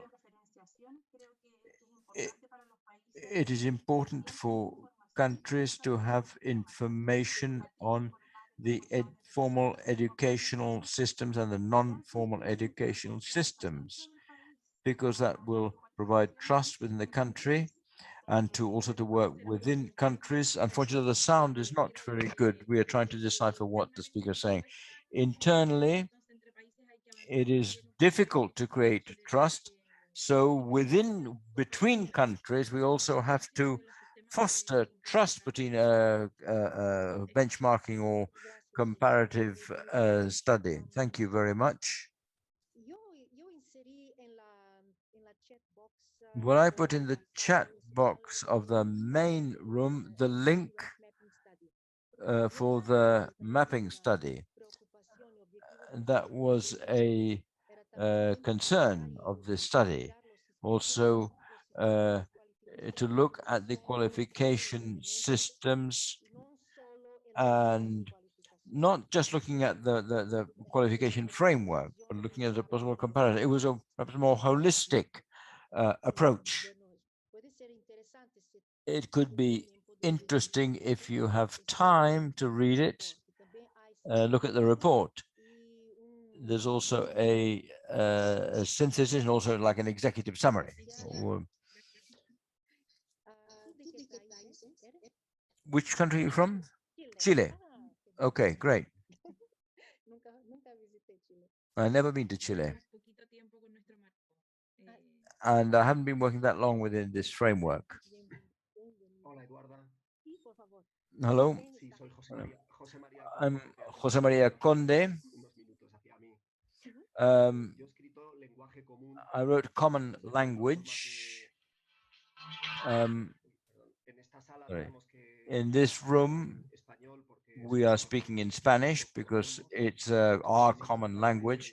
It's also important that qualification frameworks should have common language covering concepts, definitions, a common language where we can all understand each other, right? And also transparency, that is what is important. transparency is based on a common language. It doesn't mean there are no differences between systems. Of course there are, but the differences, we are aware of them. And this common language is also related to transparency and to ensure that this cooperation between regional qualification framework that can also bring confidence and trust, right? And I think that it also relates to what our colleague from Chile said. Thank you very much. And equitable regulation, could you, I don't know, I like that. Could you perhaps dwell upon that? I think it refers to what you were saying. In Colombia, it is very difficult to start with a cultural change. People should understand that I have a qualification or have some kind of certification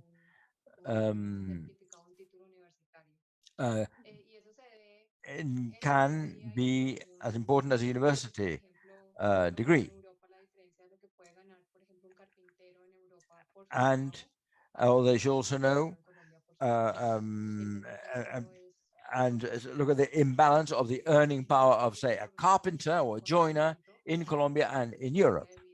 So not just experience. And I think it is very important to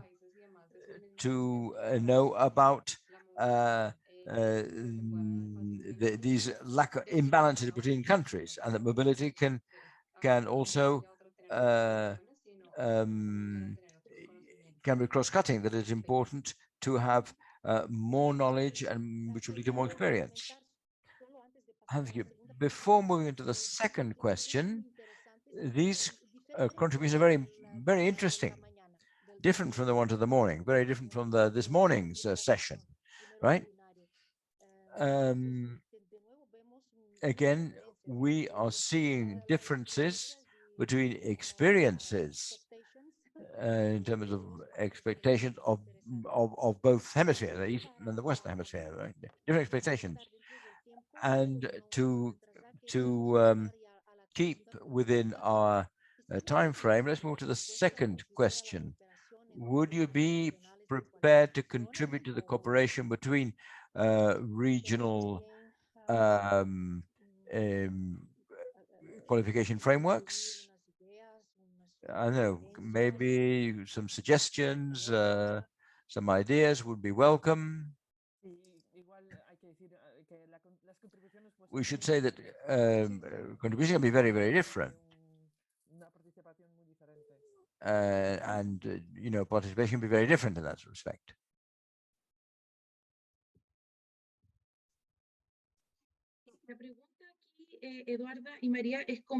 The question is looking, bear in mind that the personal experience with the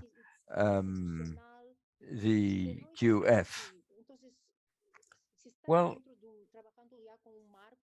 if we are working with a framework or not, well, you may have ideas.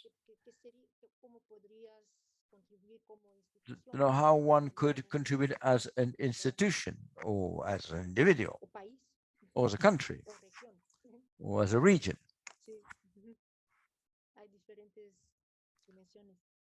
There are different dimensions, right? Or I may contribute with my experience or what have you.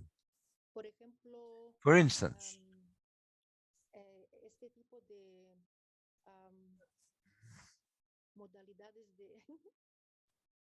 de cooperación con these different modes of cooperation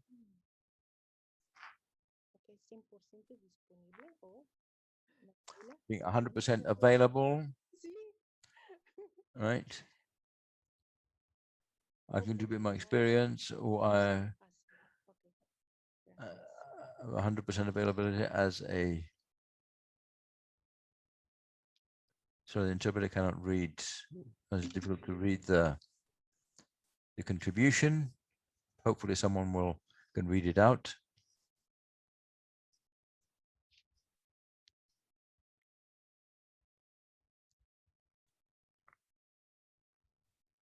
Y José, no sé si también tienes. Jose, do you have some ideas? Exchange of knowledge, yes, indeed. Often we talk of a sort of knowledge transfer, knowledge exchange of tools, of experiences, but I think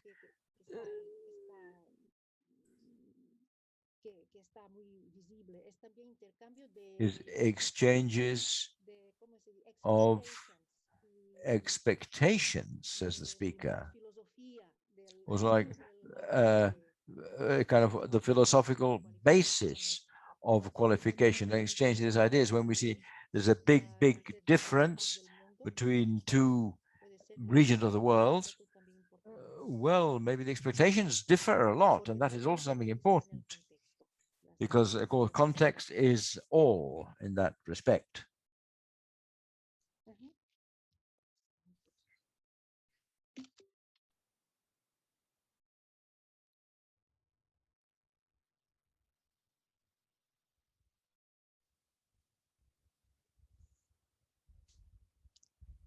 ¿Puedo preguntar qué Could I ask, what are your expectations of today's meeting? One or two expectations you had from today's event, and what would be the next step forward? Just a couple of words, you know. What, in your view, would be the next step forward, going forward after today's event? Hello, I'm Edgardo, Venezuela.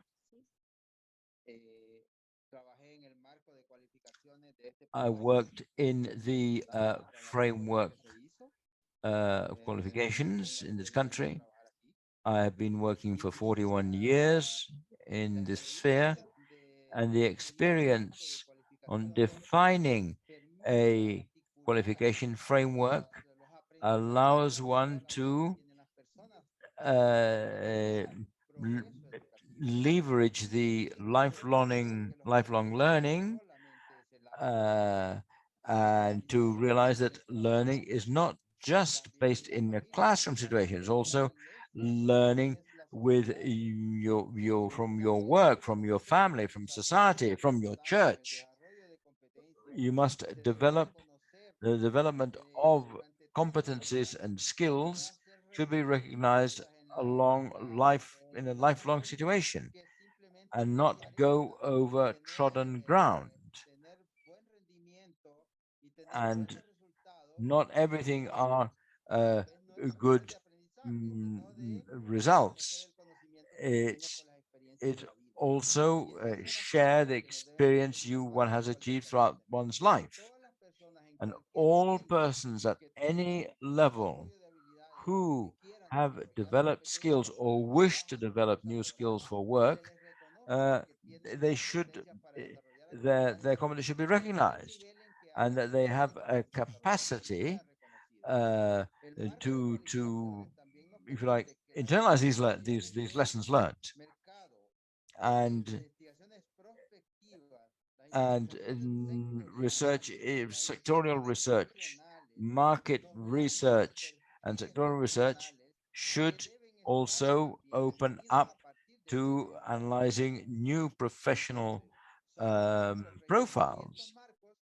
These frameworks should definitely be regional for Central America, for Latin America, for Europe, and for what have you, for any of the regions, so that persons, when at a given moment they decide to move out of their country to another country, that the competencies and skills they have already acquired and have been recognized as such should also be accepted in this other country where the person decides to move to.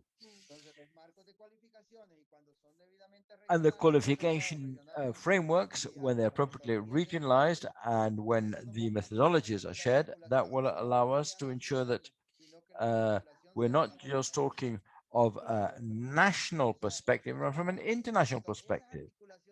And these perspectives are the ones which we must flesh out, and not to repeat recognition processes rather than accrediting these processes. And that is the way that we have contemplated the matter. That's why we are organizing in ensuring that there's proper governance of vocational and technical training in all countries. So this can be a fillip for the development of countries, and that should be based on the real needs and the need they have for a skilled workforce. I fully share these competence frameworks and qualification frameworks of a regional nature to guarantee that there is, if you like, harmonization of work in our countries, and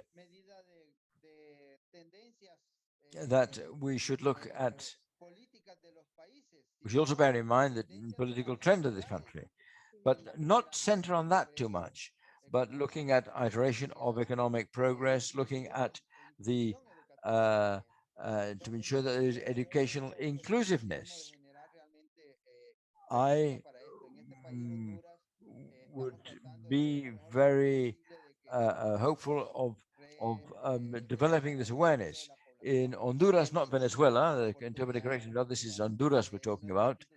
Our institution develops skills provision for free for people, thanks to a lot of the contributions come from the government and from other stakeholders about civil society, like companies and so on. But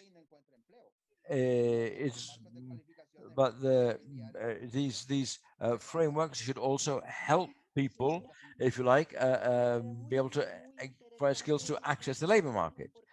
Not just to say, I can't find any work. Well, that was very interesting indeed, because it highlights the importance of the rights that people have to move and have their qualifications and skills recognized whenever they go throughout the world. And it is necessary that these frameworks should communicate with each other. And what will be the next step after this discussion of today? Well, I'm Jose Maria Conde again. I'm in Madrid, in Spain. I have designed qualifications, not just within Spain, but also in the Caribbean and in Latin America. I have a very interesting experience. I've seen different frameworks, but many questions arise. And we see the different qualifications frameworks. In Europe, there are 8 levels, but there are certain areas in Asia where they have 10 levels. And for me, the next step could be to get to know and familiarize myself with these other frameworks, and we can learn from them, doubtless, and learn a lot and adopt many of the solutions. And each of these frameworks have things which we can learn from because they're very good. Thank you very much. Jose, so you would like to get to know better not just regional frameworks, but national ones. Is that so? I see there are different models throughout the world, but the interest would be to get to know better the difference between not just the regional frameworks, but national frameworks. Yes, yes. But as in the regional frameworks, I have been quite struck that in some areas there are 8 levels, and others there are 10. And I would like to know that national model and the regional one in Asia, in Africa, in the Persian Gulf, where there's a different approach. I'm not that familiar, but I'd be very interested. I'd like to know a bit more. But I think we're all back here now.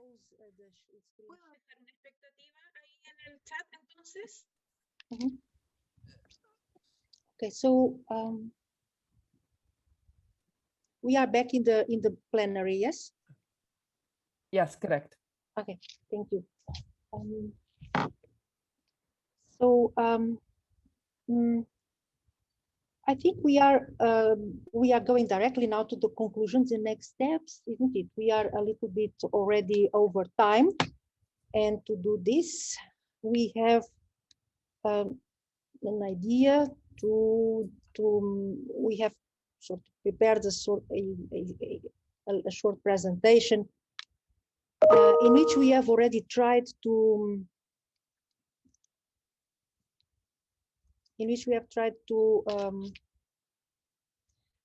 summarize even some of the conclusions of this morning. So I think we are all back, isn't it, Maria? Just to be sure. Yes, we're all back. Yes. Okay. Fine. So we have now a very limited time, and I want to thank very much all colleagues all for your contributions. I was in a group in which the discussion was very, very interesting, and I would say with a little bit of a different set of priorities and interest points if we would compare with the discussions in the morning in let's say the other part of the world. Let us immediately have a look at what we have here prepared for you very, very briefly. So the way forward, some perspectives and conclusions. And with this slide, we try to summarize some of the most important proposals that we could pick up from the discussions this morning.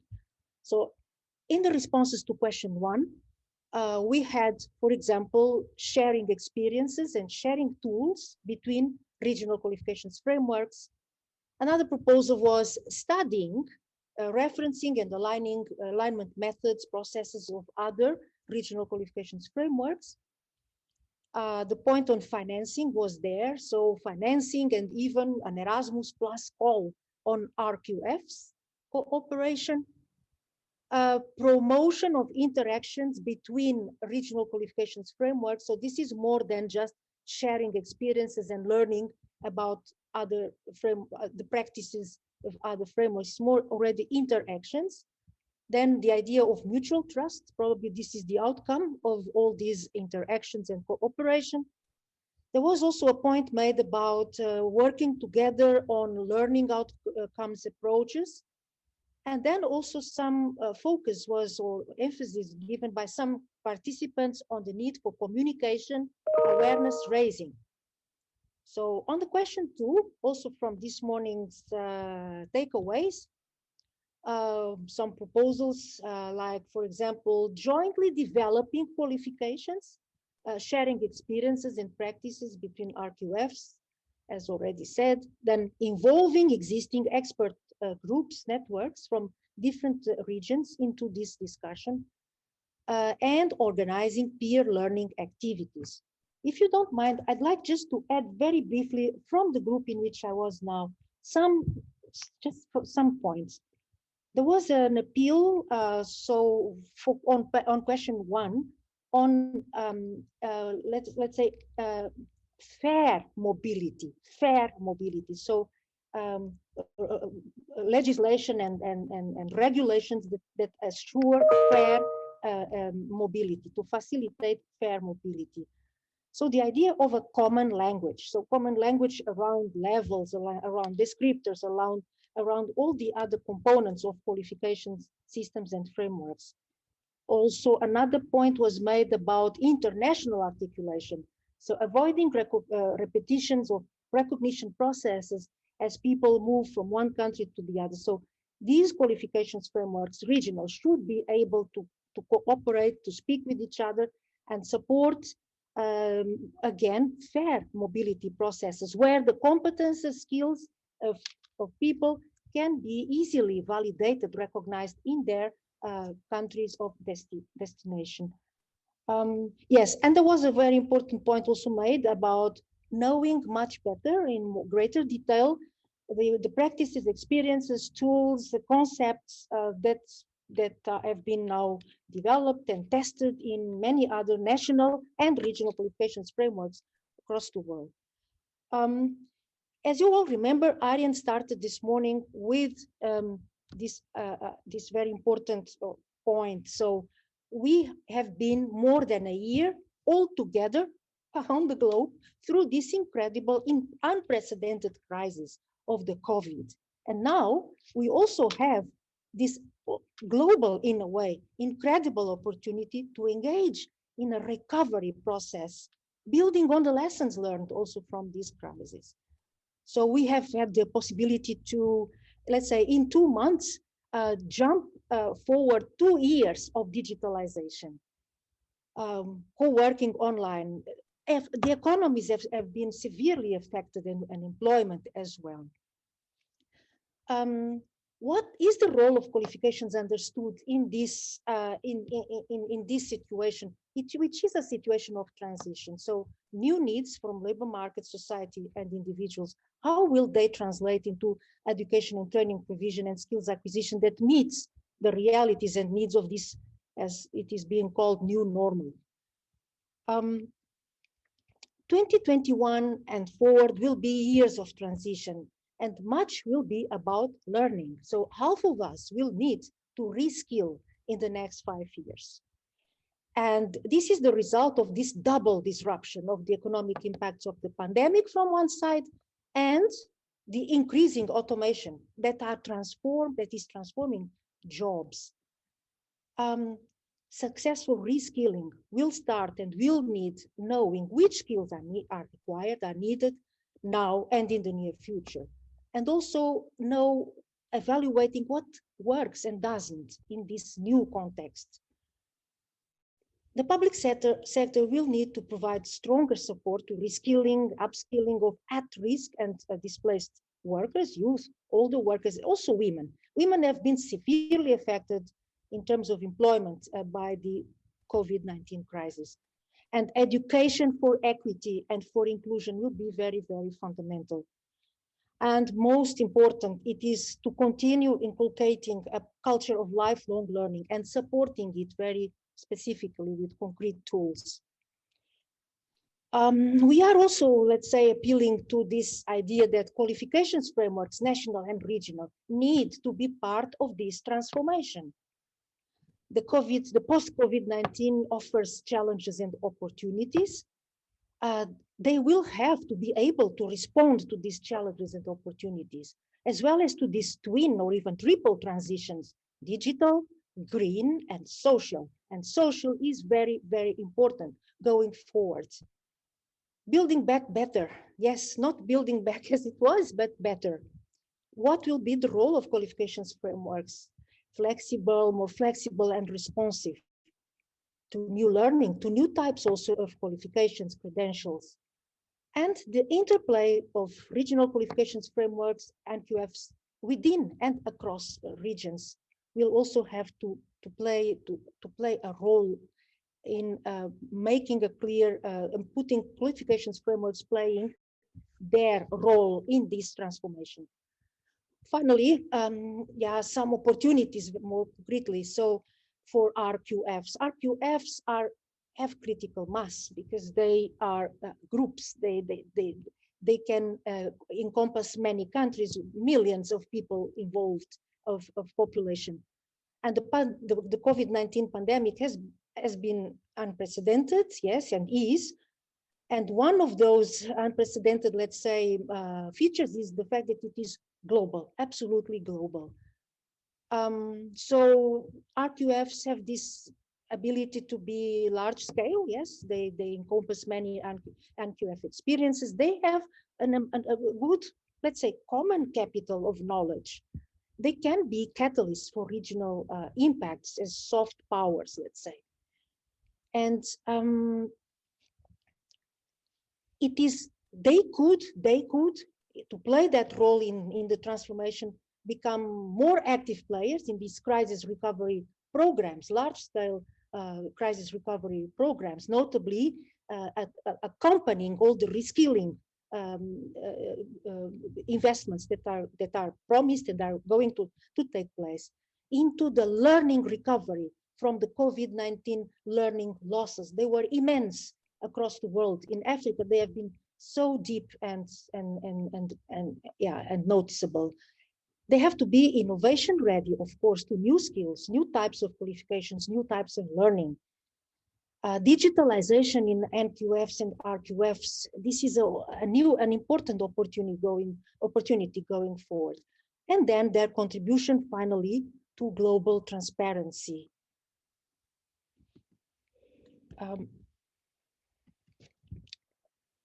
To finalize, this is all about cooperation because we are all in it together globally. So let's just repeat a couple of ideas that have already been expressed in our groups, in these discussions. Sharing experiences is fundamental, will be further on very important. Trying to remove barriers and boundaries. Can we go for joint plans of action between the frameworks, the regional qualifications frameworks? A joint project with resources to engage in concrete actions, maybe a joint RQF platform. This is the time, because there is no time. And let us just maybe get inspiration from this knot, all the colors together, and together creating a new energy and drive, synergy. Thank you very much. And I don't know, I pass the floor to Maria. I think we will have some further announcements, such as, for example, the survey, the online survey. Well, of course, the evaluation of this event today, it's very, very important for ETF. And I will just finalize by saying that all your contributions, all this discussion will be then elaborated in a report, and we will share it widely with all of you. And thank you very, very much for this experience, for this learning journey today. And I was very pleased to be in America. Thank you. Maria? Yes, thanks a lot. Thanks, Eduarda. I think Xavier raised his hand. I don't know, Xavier, do you want to say something as a conclusion also? Mike, your mic. No, I just was facilitating one of the groups, and I will share the results with Eduarda and with Arjen. Basically, I think it is nothing really different from what happened this morning or what Eduarda was saying. Just to say that in the case of America, apart from the examples that were included in the report, there is now also an interesting initiative in Center 4 and together with UNESCO and with the Organization of American States to work on this area at continental level, or at least at regional level. So it's a very good opportunity, the study and the possibility of working together in things like that. And then in the areas of where to cooperate, there are, of course, issues of governance. So how to involve and how to put really the topic into the agenda. But then there are issues of which are more technical, common language, as Eduardo was saying, or things about the different tools. And also issues more concerning of capacity building in the different organizations in order to make those systems be more comparable and work. So that's all. I've already sent that to Eduarda and Ari. Thanks a lot. Thanks a lot, Xavier. Thank you very much. I think at this point we can call it a day. It would be great if you can put on your cam just for us to say goodbye, and put on your mic so we see each other. And thanks a lot for participating today, and we stay in touch. Thank you. Thank you. Thank you. Thank you very much.